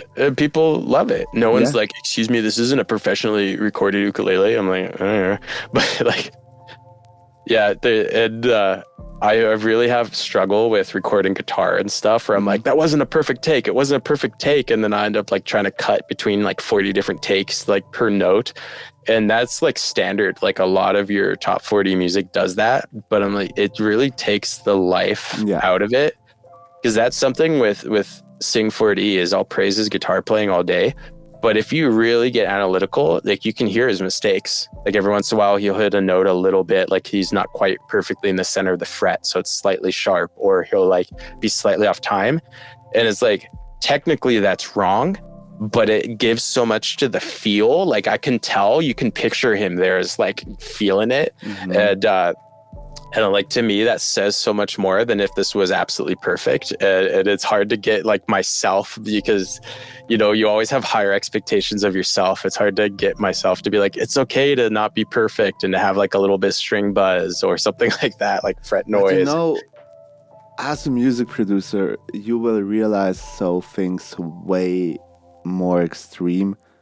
And in the end of the day, like the basic listener who just want to enjoy a nice track doesn't pay attention to that at all. And I just now set up a theory while you talked about that. I mean, you planned in one day where you're just listening to music, right? And it got pretty rare. And I mean, nearly everyone who I brought up this topic, or the guest brought up this topic on the podcast, as a active producer or musician, music maker, whatever, you end up listening less and less to other people's music. And I think this, how do I say this, not active, thinkful, but like, how do you say, subconscious. Yeah. Your subconscious is always like judging way more, and really makes it hard to enjoy music the same way as, let's say, you were a child and you were not into music. And that's not something that happens on the normal conscious level, because it's just like something that kind of holds you back. And when you're ending up discovering like a super cool track that is like amazing, you instantly want to like, okay, play, pause, let's hop on the studio, I feel inspired. Yeah. Well, and there's so many like classic tracks. So one thing that I always notice is, you know, the song, was it? I think it's called "Get It On" by T-Rex. Like the "Get it on, bang a gong, get it on," and now you get copyright strike. I'm sorry. But all good. I think that's officially a cover and not the original one. But anytime I hear it in like the grocery store, because it's a radio hit all the time, it stands out to me. So that cowbell is way too loud. Like whoever mixed that, I'm like, come on. But that's a classic. Yeah. And I'm not like, oh, I hate this song because the cowbell's too loud. It's still a really catchy song. Like I hate it because it plays too often, but it's like a classic song. It gets so much airplay. Everyone loves it. Like people probably are studying the song for like what made it a hit. No one cares that cowbell is way too loud.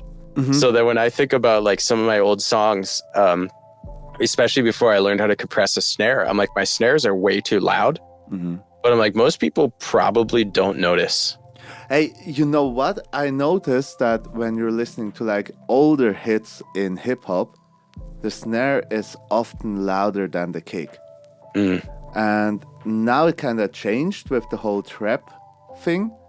But like back in the days, you know, let's say you cannot really say the golden time of hip hop, but would say,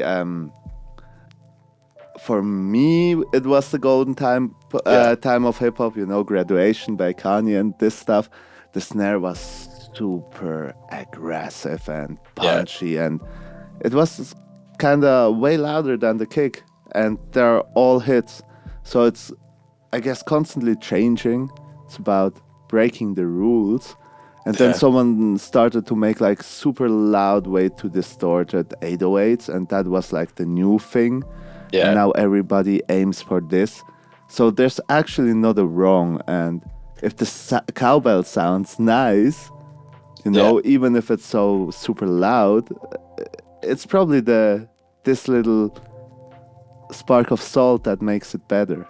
Yeah. When there's things too, well, that was like guitar distortion initially was an accident, and then they're like, hey, that actually sounds good. But you mentioned like Kanye, there's a couple like Kanye songs where I'm like, man, that kick sounds so good. Oh, and I'm like, I want to learn how to do a kick like that.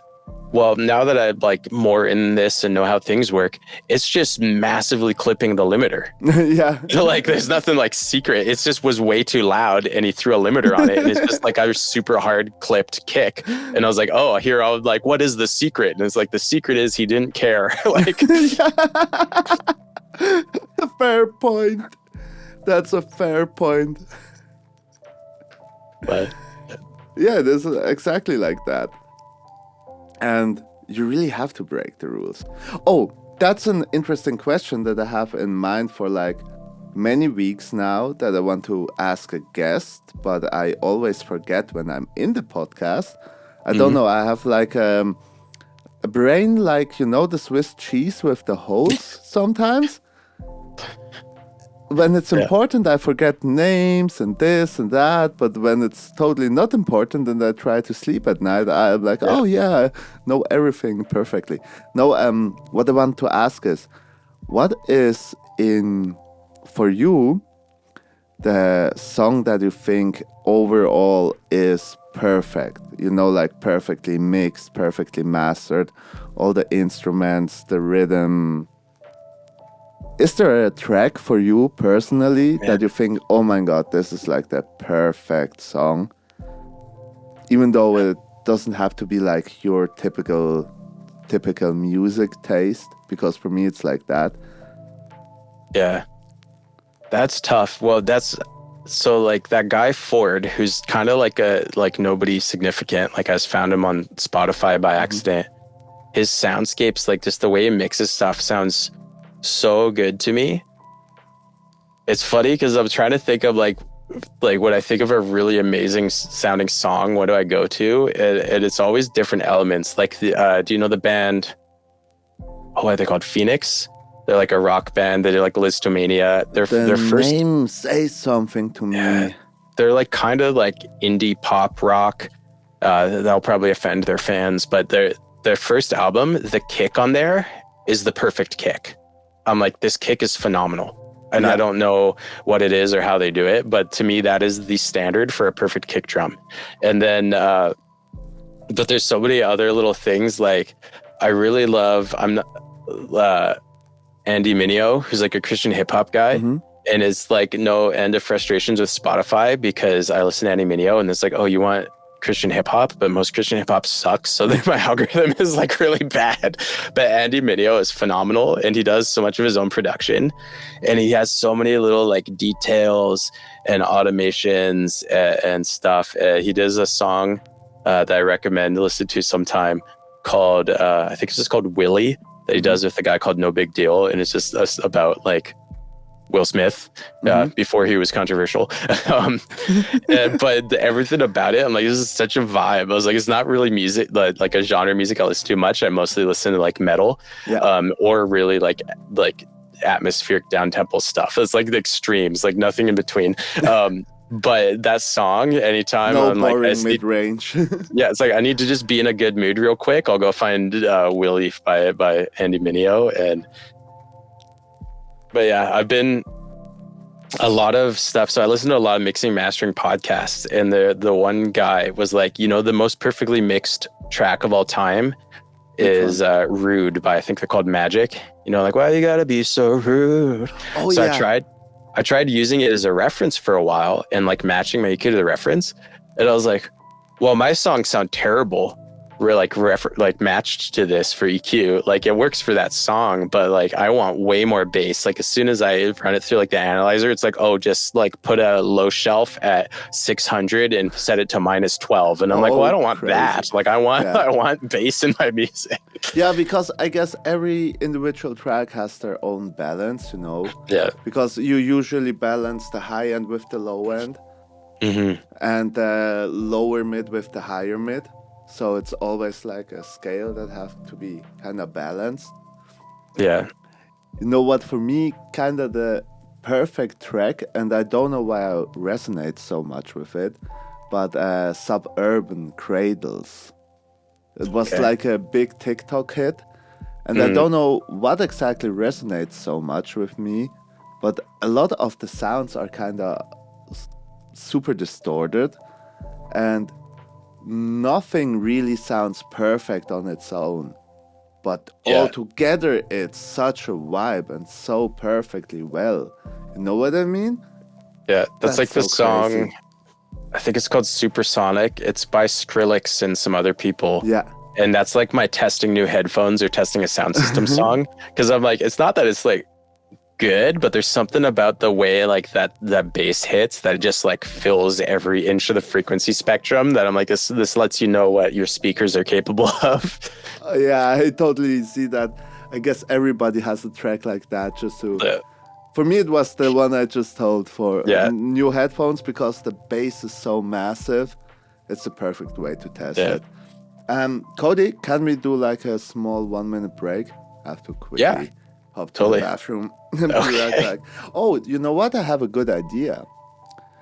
For the listeners, let me play your other track that is already out from the album, like double advertisement.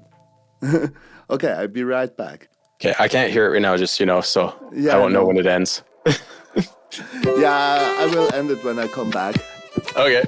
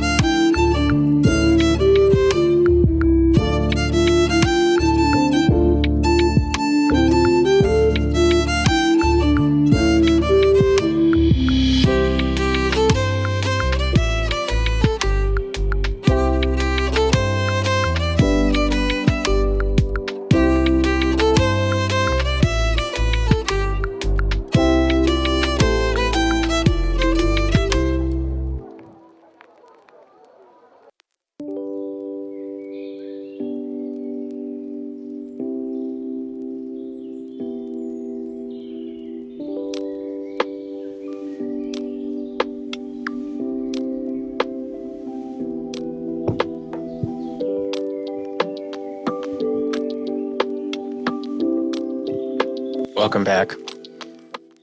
Here we go. Oh, and then it switched to the old Tom song. Amazing. Can't be not enough advertisement for this amazing project of yours. Dude, I'm so excited. I'm really glad you're part of it too. I'm honored to be on this one.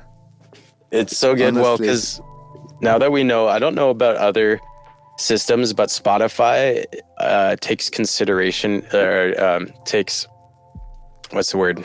Association into consideration. So like if people are listening to you next to Mondo Loops a lot, then they're going to recommend you to people who listen to Mondo Loops and stuff like that. So whenever we can like start to build those ties, I think it's worthwhile. And that's why I have my Lo-Fi the Rings playlist I'm already building out, and I only have like 3 songs on there. Like it's mostly like Chill Astronaut, honestly, but that's mostly like other people that have really good Lord of the Rings lo-fi, and it's helpful to me to promote them because it also leads to my songs being played next to them, which then creates that association in the algorithm. So it's not all strategic. I just like working with people too, but I'd like to see like in my listeners also like there's still way too many people that I'm like I have no idea who that is, and I'm like, why isn't that like Jim B, Relaxicorn, Pal Kid? Like, yeah, that's so crazy. I mean, at the moment, my similar artists, I know none of them. They are like, yeah, it's crazy, but it's probably because I made heavily originals now, because I remember when we did the Zelda track, you was for months on my you and Paul Kid were for months in my similar artist. Then I kind of switched back to originals again, and then completely random artists. That's Spotify is super weird in that way. When I first started, the only people that listened to me were my friends, right? So all the like similar artists or like listeners also like were not even remotely similar. As like folk bands. I had Mumford in there for a while. Okay. And it's like, that's completely like unrelated. Like it's cool, but it's completely wrong. And it's because I have friends that only listen to folk are listening to me out of kindness and don't actually listen to lo-fi at all otherwise. So then Spotify's like, I guess they're the same. Exactly. Funny. Oh, and about flaming red hair that you did with Shia. It's so cool. What I liked a lot about this track, and I know in the beginning before the record you said play the old Tom because it's more lo-fi like. Yeah. This is like a perfect, you're in the tavern and now roll for inside. It really gives me that tavern but kind of action vibe when playing D&D. That's I've been so trying great. to kind of get into that space, the like Celestial Aeon project kind of space where it's like, what do you put on when you're playing D&D? Because I had a song ages ago called Tavern Lo-Fi that did fairly well. And that was when I figured out that Celestial Aeon, like initially at least, most of his instruments weren't real. They were all like sample based. So I was like, well, I can do that. And then I did one called Old Stone Tavern with her. And like I have like a few, I've been trying to sort of like dip a toe into that space and see if I can get on some of those playlists and stuff. Because for me, like what we were talking about, like the purpose of music and like is it like classical music? You don't say classical music's less valuable because it doesn't have lyrics. Like I really love the way music enhances emotion and things. And I think of so many times in a movie where you hear a song. And is it Hobbs and Shaw is like the spin-off from the Fast and Furious series. There's a scene where they start playing this like Live Fast, Die Young, Bad Girls Do It Well song. And in that moment, it goes so hard. And I was like, yo, this song is sick. I'm going to look it up after. It's fine. It's a really generic song. It's like, no offense to them, but in that movie, it just perfectly accentuated the moment. And I love like that idea. And I like to try to create music that is like, okay, if you're driving and you're sad and you're kind of just driving to try and like think like what would be the perfect soundtrack for that, or you just had a really great day, and you just want to like sit out on the patio in the sun with a beer, like what would be the perfect music for that? And I try to capture these sort of like sentiments in that way, and it's really hard, like to market, I guess, in like a playlist world. But at the same time, I guess I could make an ad that'd be like music for when you've had a great day and you're sitting on your deck, and then have the song. But that would work perfectly fine. I mean, don't you know that feeling? Let's say you walk through your town and it's kind of a rainy day, and then a song comes on that is like, and you feel like you're in the movie, and it's the perfect soundtrack to that. Yeah. I really love that feeling. Every time a song like that comes on, that's so huge. I was listening to Agend, the like, is he like deep house or something? Mm-hmm. Some variant of house. He was saying that he's like, my music isn't club music. It's music that you listen to while you're on the train. I was like, dude, that's so accurate. Like, whenever I hear his music, I'm like, yeah, I could see myself on like a crowded train with my headphones on, listening to some Gen. Like, it's exactly the right soundtrack for that atmosphere. And that's, I'm leaning into a little bit more with my other project. I don't know if Janeway Protocol, oh, dang it, camera. I don't know if I'd started that yet when we last talked, but I have my second project where I'm focusing more on like more intense music, like less chill music, and I'm doing more like bassy and more interesting complex sounds and stuff like that, and using that as a space. And my single Sunset, which I released as Lofi Cody, I'm probably going to re-release on an album as a collab with Janeway Protocol, because it almost seems more like a Janeway Protocol song. But I just wanted a space where I could be a little bit more unhinged and like really let the bass hit, and something that I could do live. Because like I really miss performing live when I used to do the like singer-songwriter stuff. Like I can work a crowd pretty well, but then with lo-fi, if you're playing live, it's probably kind of chill. Yeah, there are not many situations where you can really perform live lo-fi. Yeah, I mean in the classical lo-fi way. Mm-hmm. I mean, yeah, you can go into a library and people are reading, and then you play some smooth beats. When you see artists like Aldre, I feel like has done that a little bit. I don't know if I haven't heard his podcast yet, so maybe he talks about it, but I feel like some of his newer stuff is almost a little more like electro or electronic flavored. And then I've seen like Bad Snacks I mentioned before, she's doing that. Her newer stuff is more dancey, more house related. And you see that happen a lot. And I understand the draw, and I think in like an album world, because I always think of Linkin Park, like their last couple albums before like the lineup switch and stuff, last couple albums with the original lineup were so different. Yeah. And a lot of people were like, we hate this. And I was like, I understand, because you eventually like run out of new ways to do the same sound, and you want to do something different, and you want to exist in a different space. And when it's very like album centric, and you think, well, that's just the sound of this album, that's the sound of this album, I think you could get away with that more. Whereas now that it's more like playlist and algorithm focused, I do feel like there's a little more strategy in having different profiles for different sounds, so you're not splitting your audience. And it's funny because I heard in Armando Loops, he's a big lo-fi guy, if you don't know. I know. I also asked him for a guest spot, but he's too busy. But I heard an interview, he mentioned that he has other monikers, but he didn't say what they are. And I was trying to find them. So I'm like, there's some other people out there, some other electronic music or something that's just, I can't remember his real name right now, but it's just Mondo. Like, that's kind of cool. Like, I'm definitely leveraging my existing fan base to try to like push towards Janeway Protocol. So I'm not staying super anonymous, but that is kind of cool to think that these guys are out there and you might just be listening to them twice. And that used to be really big in like bass music. I think his Down Low or something was his name. Is just like a side project of, I can't remember now, but like there's a lot of EDM guys that are all just the same guy with like some different subgenres. Interesting. They're just quite funny. But one that always makes me laugh is there's a band called Need to Breathe, who I like well enough, but my mom really likes them, so I've heard a lot of them.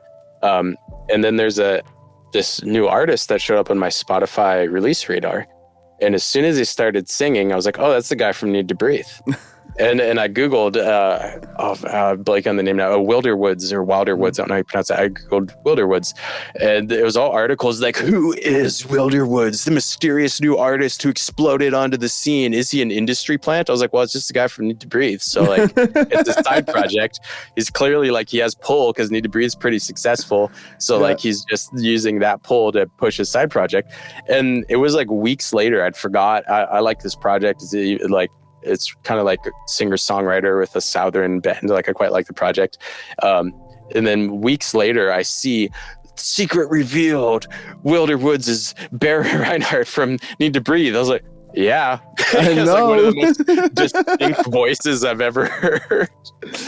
Oh, that's so hilarious. I mean, you instantly recognize that. And some people have like this unique voice that you can instantly recognize. But I think there's kind of because is it the Blur that? Oh no, it's the Gorillaz. Is the Blur? It's the same lead guy. I can't think of his name right now. What? I didn't know that. So that used to be a secret because for years they were a virtual band and it was a big secret. Nobody knew who they were. But then it was like revealed that is just the lead guy from Blur, and there's like a side project. But now I saw like I've never been to Coachella, but I saw the live stream of them at Coachella one time, and he's just there. He's just on stage. Like they still have like the animations and stuff, but it's like the mask has been removed. We all know it's the guy from Blur with like various guest artists. So I think he was. God. Song 2 was such a vibe. Oh, it's such a good song. But yeah, I think they were trying to pull off something like that, like some really iconic, like who's the secret artist type thing. And interesting. And there's something about like secret artists. Like, I mean, lots of artists having a huge success just by putting on a mask and kind of making a secret about them and only showing the face when it's already rolling. Yeah, especially in the electronic scene. Do we? Because we know who Deadmau5 is. Yeah. He shows his face a lot, even though he performs with the mask on, which he has said is like an anxiety thing, which I feel. Because you put me in like a suit where you can't see who I am, and I become so much more confident and outgoing. But he's Canadian too, so I have respect for him. But do we know who Marshmello is yet? I heard that he's like a super hard industry plant. I just heard this theory that are actually like more than 10 people wearing that costume depending on funny. The event and stuff, and that I don't know if it's true or not, but I heard that this should be like a hardcore industry plant. Like there are multiple peoples behind that, and depending on who's got the time to perform at this concert, will put on the mask and the costume. And that's hilarious. That's believable though. Like I could see that totally. It's funny, the whole like industry plant thing, because who's the guy? I'm blanking on his name, and I know he's super popular right now. So Fred again. Yeah. So people always are like, oh man, I love Fred again. What a like self-made musician and stuff. And he's not an industry plant, but he's a guy who was an engineer for major labels and was in the industry before he put out his first album. And I'm like, I don't know if that's really like the same as being an indie artist when you already have like a massive platform. Like, I see that. But to be honest, his DJ skills are incredibly good. I saw some videos of him live performing, like close-ups, what he's doing. And man, this dude goes crazy on the decks. Oh, really I do. Crazy.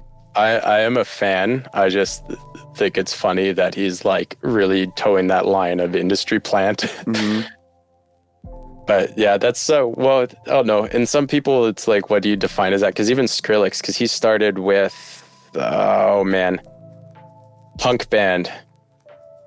The like Emily is one of their like ballads. But he was a vocalist in like a pretty successful like punk hardcore band. or some emo, maybe would be more accurate. So he was already like aware and in the industry and successful before the first Skrillex album, which is how it so came out of nowhere, as opposed to like Post Malone, who just uploaded something on SoundCloud and became viral. Like Post Malone, as much as like that's not the music I'm into, I have so much respect for him because he's a guy who literally just hustled and then now he's like a millionaire.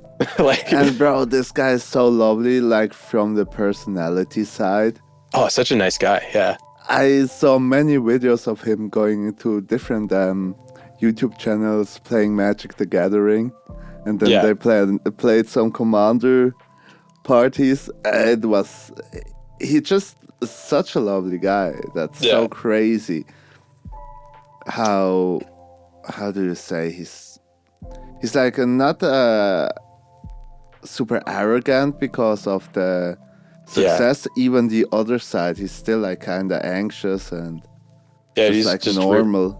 Really himself. He's like a nerd we know and stuff. It's just like really genuine guy. I legitimately like listen to his music just because I like him so much, even though I'm not like a big like R&B pop guy or whatever you'd call his genre.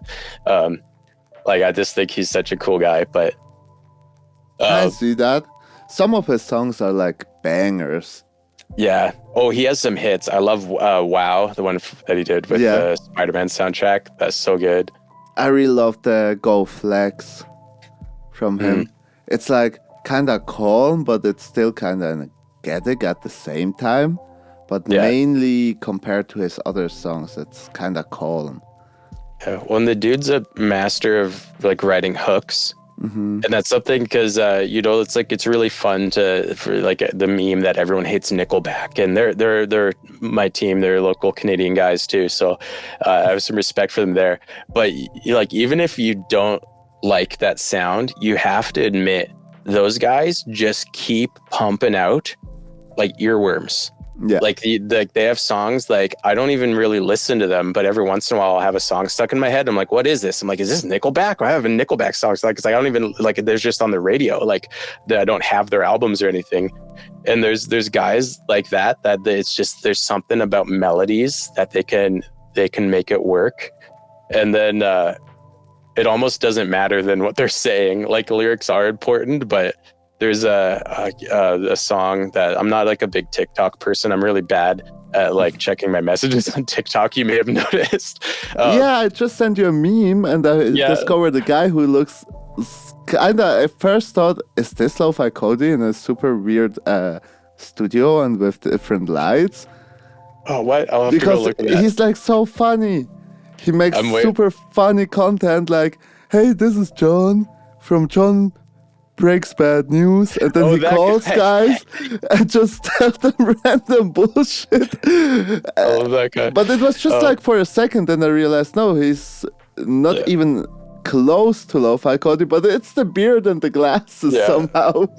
But yeah, there's a TikTok song that went really big on TikTok, and I'm trying to bring it to mind right now how the melody goes. But the like main hook is I don't know if it's like K-pop or J-pop or something, but it's not English. So like if it's even words, I'm trying to remember now. It might have just been like scat basically or whatever. But like it's just the syncopation and the rhythm and the melody has made it like take off that it's so catchy. Or even the guy who did that, like, I'm just a little bit Genghis Khan, don't want you to get it on with nobody, whatever that guy's called. Don't know this one. Oh, that song, I hear it on the radio in Canada all the time, and it's so catchy. Okay. But those lyrics don't mean anything. Like, they're nonsense. It just means nothing. And it makes me want to dislike it, but it's such a catchy melody. And I'm like, man, that guy just nailed that. Like, what an expert at catchy melodies. Oh, do you know this guy that makes, like, super nonsense music with, like, crazy vocals? Like, if I would have to wait, what was it like? I have to fight aliens, but they don't know karate. I don't know karate too, but I think I can learn karate. And it's like this. He looks pretty handsome with this black mustache, and he only sings like stupid stuff. That's funny. Like, I'm not sure who that is. Or there's this one song, he only does kind of short songs, and like, nobody would stand a chance against me in Hogwarts because I would just break their staff, and he kind of sings about that and beat them up. It's so funny. He got this kind of cowboy look most of the time. Next time I scramble upon him, I have to send it to you. He's so hilarious. It reminds me of, I think it's like Psycho Stick. They do a cover of oh, I know them. Like they call it I Can Only Count to Four. I let the buddies hit the floor. And like they have a couple originals too that they're all just quite funny. Or there's Windrose is like the dwarf metal band. I love those people that just really commit to like a bit and then find success in that. Part of me wishes I did something like that, but it's almost too late now as Lofi Cody to be like, I'm the guy who's always wearing a cow onesie or something, like have some little like novelty niche thing that's a bit, I think can be really valuable if you can think of something early enough in your effort. Oh bro, I just remembered the project that I ran for like 1 week, then totally gave up on that. It's just on SoundCloud, and I called myself Tommy Wiseau. Like the one from the baddest movie in the world, The Room. And I just wrote his last name as Wieso in German, what means why, instead of this special writing of his real name. And I kind of did like meme stuff and put some psytrance melodies and bass to it. It's funny. You know that how is he called? Like this funny Asian guy who's got this emotional damage meme. Yes. And they made a remix out of that. That's so hilarious. Nice. And like for 1 week I remixed like memes into psytrance and just made them like 1 minute long. I had so when I started DJing, I'm really bad at names. I wanted a DJ name and I was Googling things, or actually I was typing into iTunes at the time to see like what names didn't exist. And I was like DJ Bass, Master Bass, Bass Face, Bass Blaster. And like, I was like, okay, I've tried every iteration of bass. So what about like what's slightly higher than a bass? It's a baritone. So then I ended up just calling myself baritone, but with an E. And initially it was a 3 because I was trying to like copy like Deadmau 5, Deadmau5's thing. So it was like B3 Aeritone. And that was my DJ name. And then I started putting like just mixed quality like EDM songs on SoundCloud. And then I also released, if you look up that name on Spotify, it's my pop project, which is like quite poorly mixed and stuff. Like I like my songs that I wrote, but like I really need to redo them.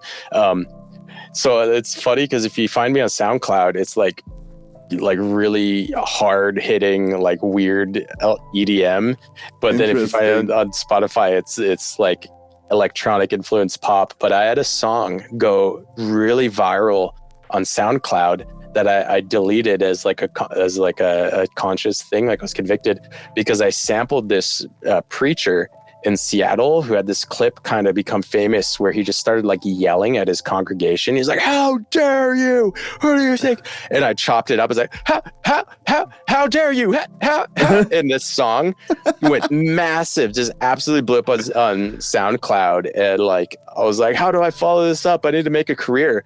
But then not long after that clip and stuff, it came out that this pastor was actually like a huge dick. And it just like behind the scenes was like not surprising when that's him in public, but behind the scenes had been like really like not like physically, but sort of like abusing people and just being a jerk and like manipulating them and stuff. And that whole like massive church is part of kind of like dispersed. And there's like if you listen to the Rise and Fall of Mars Hill podcast, it's a guy from that. It was a really big podcast for a while. But I was like, oh, should I take down this song? Because it's like was making light of him screaming. And then now that you realize there's like actual victims, it's like, is that kind of bad? So I deleted it. And I don't even know if it exists on a hard drive or anything. But it was for a while. That was like my thing, is people were like, you're like the how dare you remix guy. And There's something that I Interesting. totally lost all momentum from and had to like restart from scratch when I started taking music seriously. But if TikTok had been around, that would have been my career. Probably, yeah. It's a lot has like the depending on timing and stuff. Yeah. But just like keep digging. Maybe you come up with another very nice idea. Yeah. And just to kind of follow up on the how it works to make different music, if you just like think in albums, like the Linkin Park example, I would say in the end of the day, you will always kind of change yourself as a person. And I think nobody can do exactly the same music or art for a lifetime, because you would get like really bored out by this, right? I mean, imagine doing kind of the same chill beats in 10 years. That simply doesn't work. And you have to kind of grow as an artist and take risks, take other steps.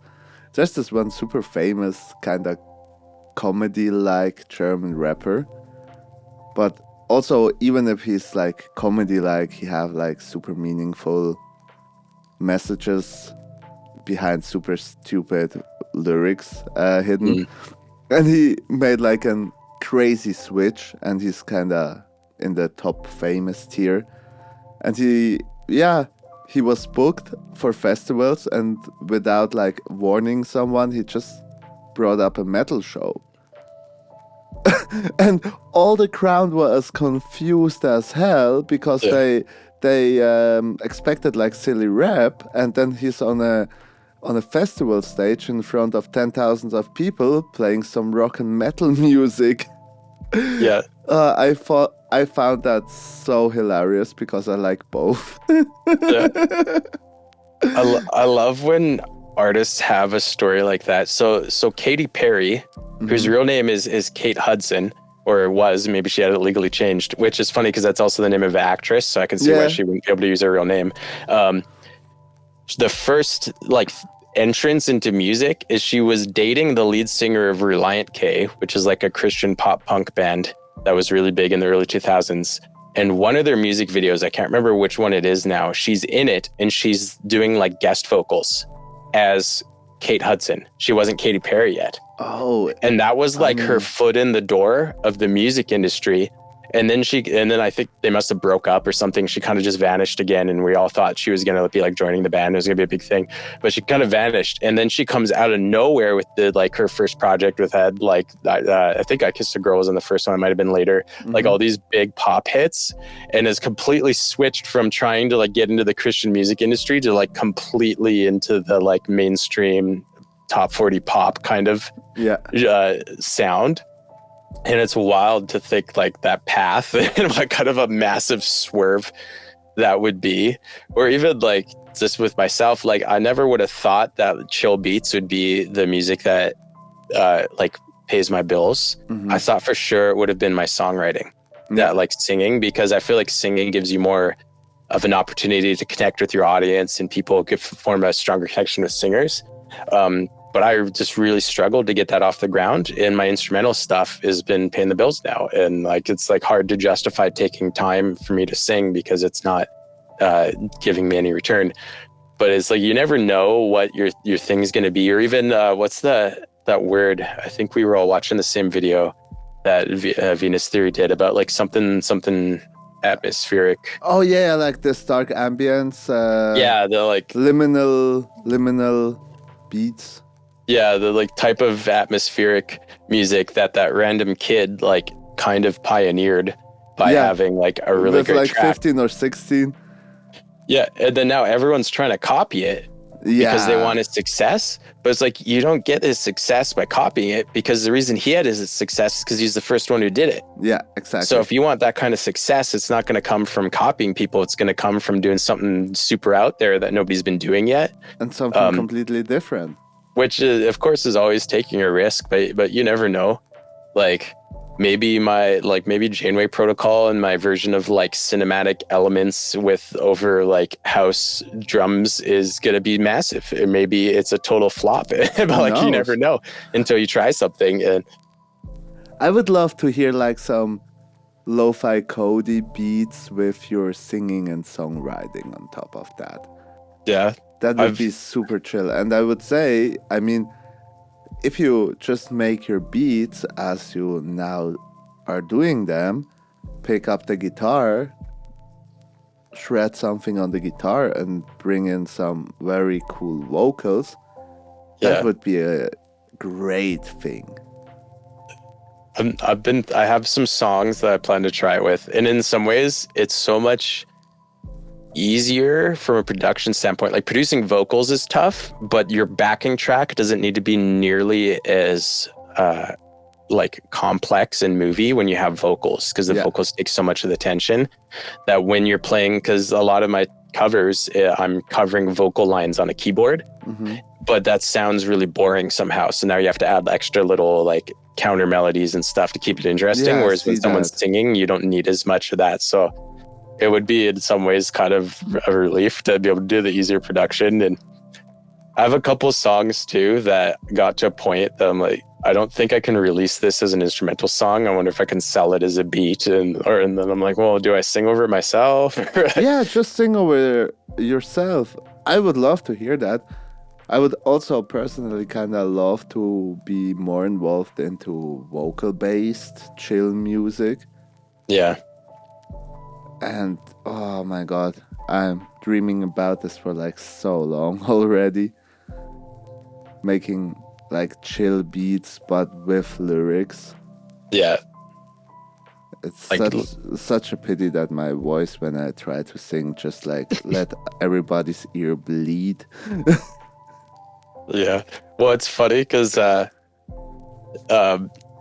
like I'm an okay singer, but it's the ability to do multiple takes. I'm not a one take singer, and that's what's been like like holding me back, because I don't have an actual studio. I just like rent a room.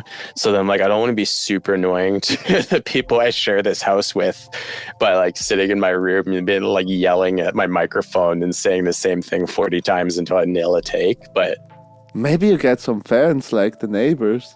Yeah. Well, and I think that's where like bedroom pop has a very distinct vocal sound, and Billie Eilish kind of does it too, where it's like she really uses the proximity effect and gets like right on top of her microphone and sings really quiet, but it's really bassy because of the proximity effect. And I think that comes from people in situations where they have to have the gain really low on their mic, because they're not in a treated room or anything, and they don't want to like disturb people, so they're singing a little quieter, and it's become like a whole sound that now people are trying to intentionally recreate that sound. Which is the same with lo-fi. What happened is it started out with people using samples and crappy equipment, and now we're intentionally adding vinyl noise and stuff. Yeah, exactly. Having like the best setup with the most expensive gear, and then adding like But yeah, this vocal tracking technique that came from people being shy trying to sing in their bedroom, that now you have people in full studios getting right up on their microphone and singing really quiet to emulate. So yeah, I think I had that on a podcast as well. Not sure if it's already out. I guess probably not. But she really kind of stamped that style because she had such a huge success with it. That it's now become popular to make it like lo-fi bedroom pop. Yeah. It's crazy. I think it's kind of giving space too for different types of voices, because I am a baritone vocalist. Like I'm a classically trained vocalist too, which doesn't mean a lot. It doesn't mean I'm good. It just means I've trained. But my actual vocal range... My vocal range is true baritone. Like I don't even remember what my lowest note is, like an A something to whatever else. Like I'm a true baritone through and through, but most big famous singers that we love are tenors. They have a higher range. And that's sort of like, there's this mentality where like you have to be able to sing high for it to sound good. And I've noticed recently that there's more guys with like really regular voices kind of getting some spotlight. And even like Mumford, I think he might be a tenor, but he has like a little bit of a raspier voice, and it sort of gave room to just different voices and stuff. And I think Billie has helped with that too. Like she doesn't sing like a diva, because I'm really not a fan of like diva pop because they all sound the same. Yeah. I totally get that. Feel the same about this. It's like, you know, Mariah Carey, respect, because she invented it. It's it's like her thing. And then you get like Carrie Underwood kind of comes in, and I'm like, okay, that's a little bit iterative. And then now you have so many people mimicking this like exact same sound of just like big diva singing over generic pop beats, and it's like, nah, I'm not into it. Yeah, it's like we are at the moment that you have like copies of copies of copies of copies, and that's kind of always the point when it breaks a certain genre, when it starts to be all the same, because then it gets boring, and then it splits into many of subgenres. We had that with, I guess, every single style, from let's say from rock to hip hop to punk to classic. I don't know if it was a thing with classic music, but probably. And also with jazz, you had the same. It starts to split up after like too many people sound the same, and for the listener, it's not nice as well. So the attention to this certain style gets lower and lower because there's just too many.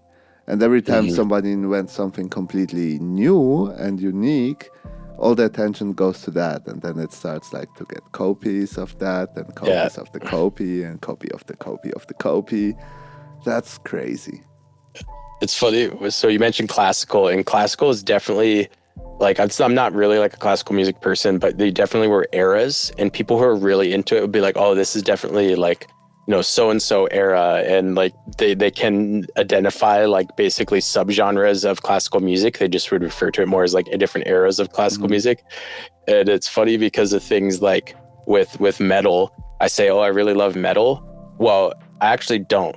Like if you get really pedantic into like the words, like I like metal core, and I like hardcore, and I like post-hardcore, and I like like all bunch of different like branches off, but like metal true and true is like Judas Priest and respect, but that's not what I'm talking about when I say I like metal.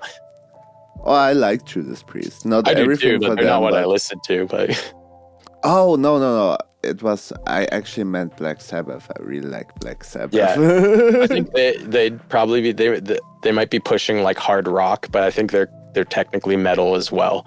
Like would we use the term metal? It's very like general, and that's sort of how I use lo-fi as well. Whereas I guess the more encompassing term is technically down tempo. But it's funny when you get into something and then you start to realize like, oh, I'm actually can be super precise in what it is that I like. I don't just like, you know, general rock. I like, you know, West Coast indie, or like I don't just like emo. I like Midwest emo and like stuff like that, which I know hip hop has. I'm just not educated, because there's definitely in hip hop, I'm like, I like this kind, but not this kind, but I don't know what the difference is. And it'd be cool to figure that out sometime, to be able to be like, oh, I like Chicago, or I like West Coast hip hop, or something like that. But yeah, it's funny that with Southside. Yeah. It's just funny with classical that we have no idea. And it's probably same with like lo-fi in our genres too, where I'm like, oh, this guy is so unique, or like I was saying, I was like, Relaxicorn is like a really true lo-fi, like chill beat vibe that he iterates on, and he does unique things around. Whereas like I'm honestly more like electronic, and I'm trying to add lo-fi elements to electronic. And it's like most people will be like, what? They sound the same to me. Like, yeah, I see that point. And I just realized it's not only in music. We had the same with like poetry. Back in the day, you had really this decades that kind of paint a unique style of poetry. And then it changed over time, because I just realized I had that in school. After you told that with knowing the different time stamps of classic. that just crossed my mind. You have that kind of in every type of art, probably also in writing. Yeah, I guess. Even just with like prose, like written word, because if you look at, well, I know a little bit of it because I had to study some ancient languages, quote unquote, as part of my education. But look at English, you look at like J.R. Tolkien and the way he writes versus someone like Patrick Rothfuss, who wrote Name of the Wind. And I'm a really big fan. I think he has some of the best prose ever written, even though he's never going to finish that book series. But J.R. Tolkien's writing is kind of bland by comparison. And I absolutely love Lord of the Rings. Like, don't take that as an insult. Like, I think he's brilliant, great writer, great storyteller.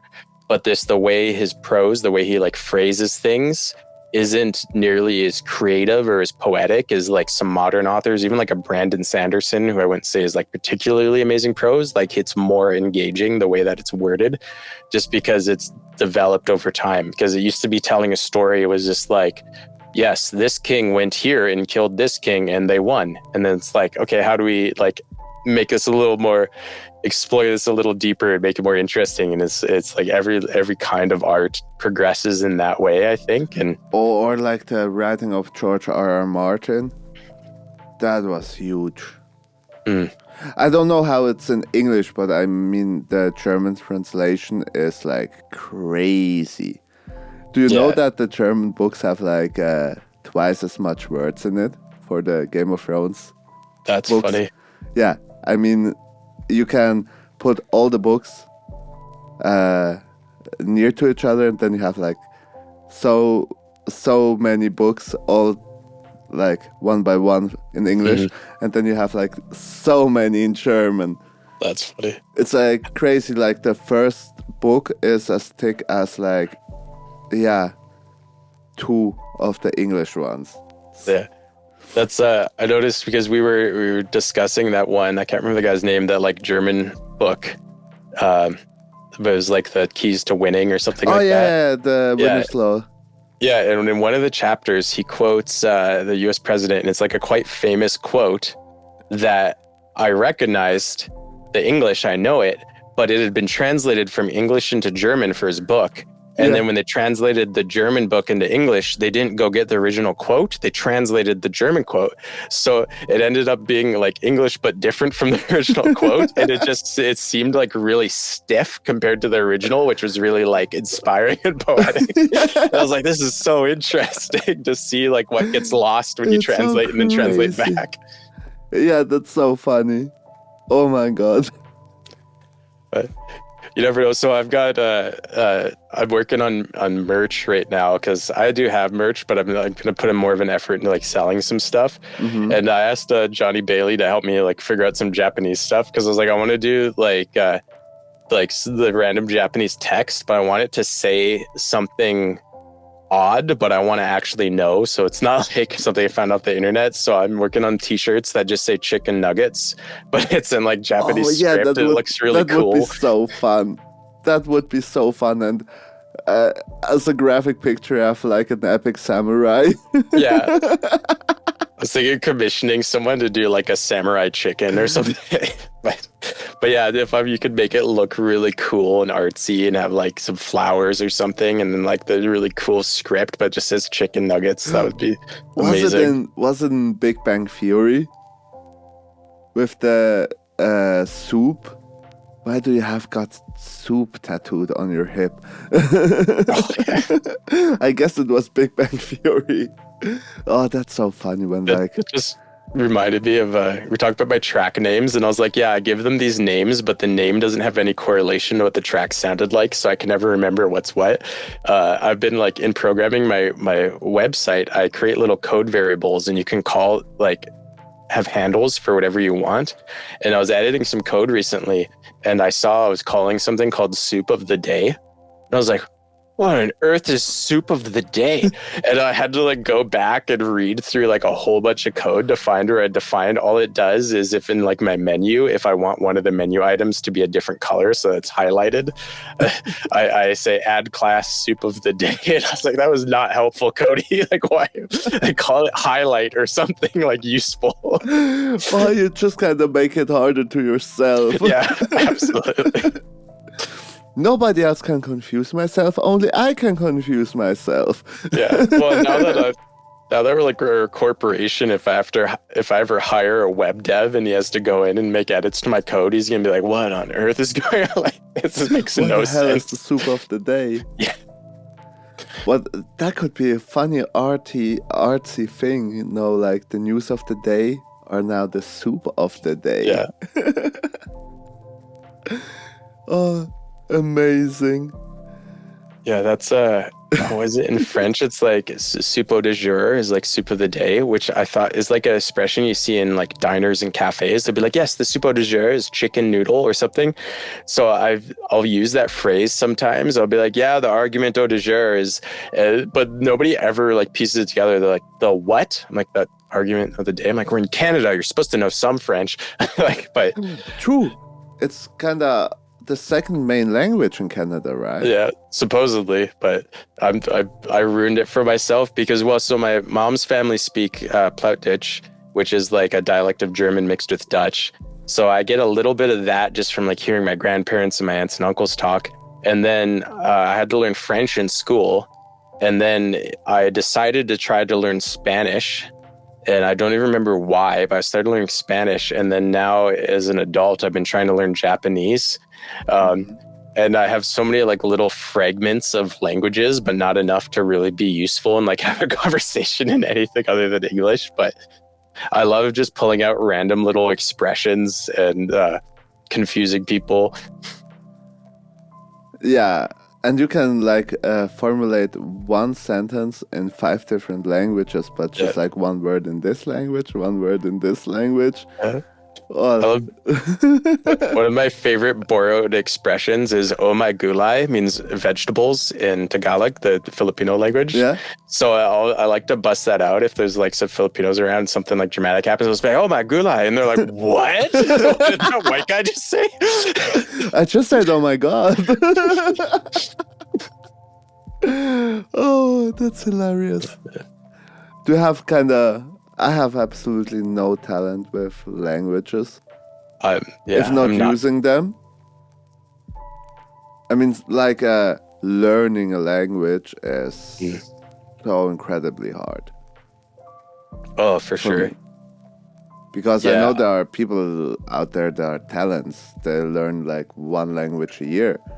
But this is so hard. I think I need to really be immersed. Like I need to move somewhere where they mostly speak a language to actually pick it up. But that's probably the easiest way then to do that. I mean, making like living a year in Spain, you would probably learn a lot faster and a lot better Spain afterwards. Yeah, I had that with English somehow because I end up having 2 friends in this town, one from Australia and another one from England, and we only talked in English. And they like, talk German to us. We want to learn German. I'm like, hell no, I want to learn English. So we end up like having only English conversations, but it was easier to understand the English guy. Because some Australian words were like, what? Yeah, some Australian phrases are hard for other English speakers to understand, so that makes sense. Well, even just between the like UK and America and Canada. And Canada is this weird blend where we have like some UK English and some American English. But there's little things like pants. For me is trousers. Like my jeans are my pants, but pants in the UK is what you wear under your trousers or your jeans. So like my mom has a friend who's Scottish, and I can't remember what it was. She was just wearing some like really like fancy design, or they're like blue pants or something like that. And I was like, oh, I like your blue pants. And she's like, what? I was like, she's like, oh. She's like, Cody, that doesn't mean what you think it means to me. I was like, oh, okay. Oh, yeah. Oops. Oh, your camera died again. Oh, it hates me. I think it's getting too hot because I have like it plugged into multiple adapters just to work with this computer. Oh, crazy. It might be a sign that it's time to start wrapping up, but it's getting late for you, isn't it? I think it's bedtime.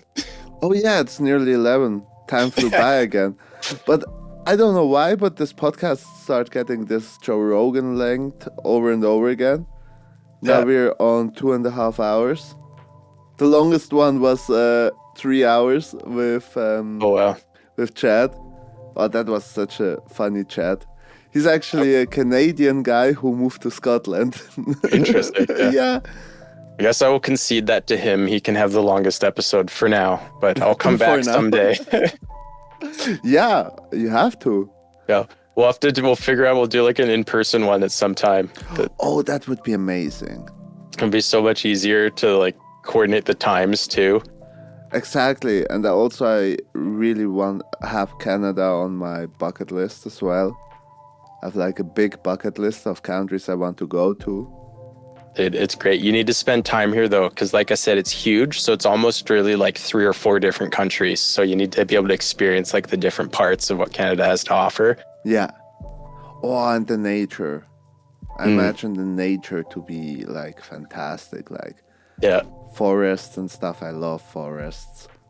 Especially in my part. I've lived the center few provinces of Canada are mostly just bald prairie. Like it's just flat and brown. And I lived there for a year and I was way too depressed. I had to move back into the forest. Forests are so magical, man. I mean, you cannot like go into a forest for a walk. Like you cannot feel bad after spending like an hour in the forest. Like just listening to like some owls and other animals, some birds, breathing that nice air. Yeah. It's really hard to have like depressed feelings when you're in a forest. Oh, for sure. I guess there's this one expectation, this one super famous forest in Japan.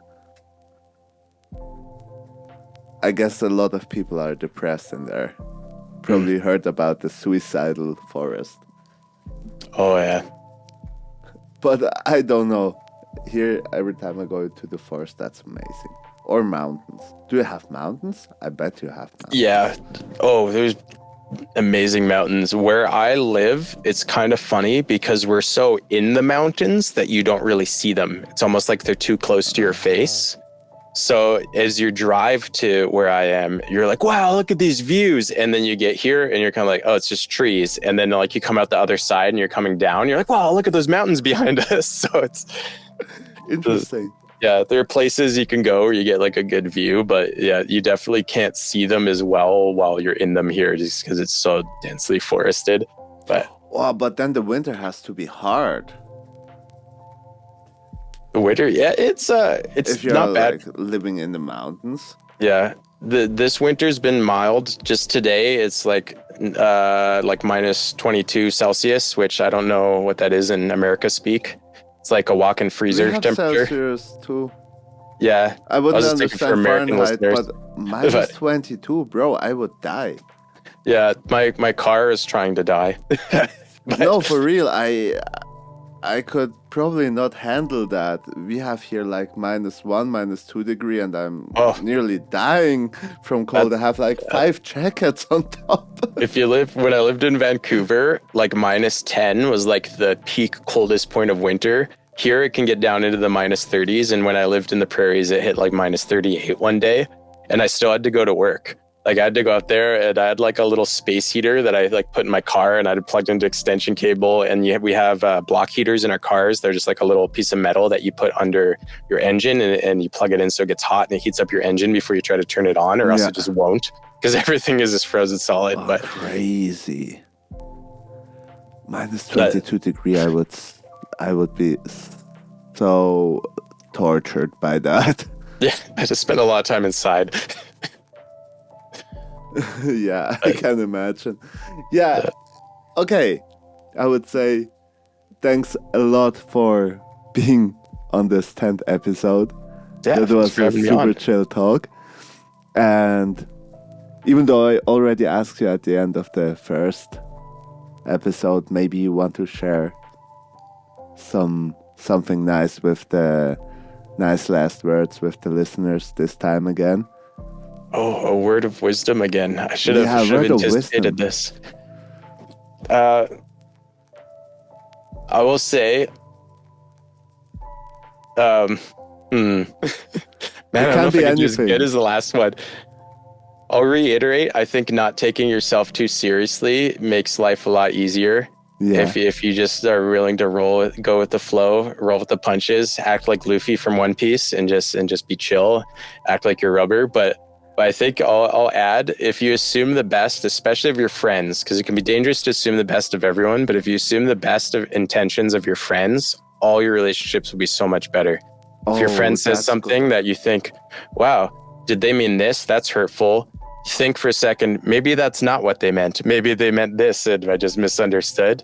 That's people should buy my book for that advice. Just assuming the best people. And then even someone cuts you off in traffic and you're like, oh, rude. Just be like, maybe they really have to poo. Maybe their wife is pregnant in the back seat. Like giving people the benefit of the doubt makes it a lot easier to just kind of choose joy as you go through life. Okay, that's a perfect addition to the last one. There we go. And don't tattoo soup in Chinese on your butt. That's kind of stupid. Soup butt? That was a really nice chat. Thank you, Cody. Oh, no worries. And thanks for listening. For everyone who already listened all the 10 episodes, you're a fucking rock star. And see you next week.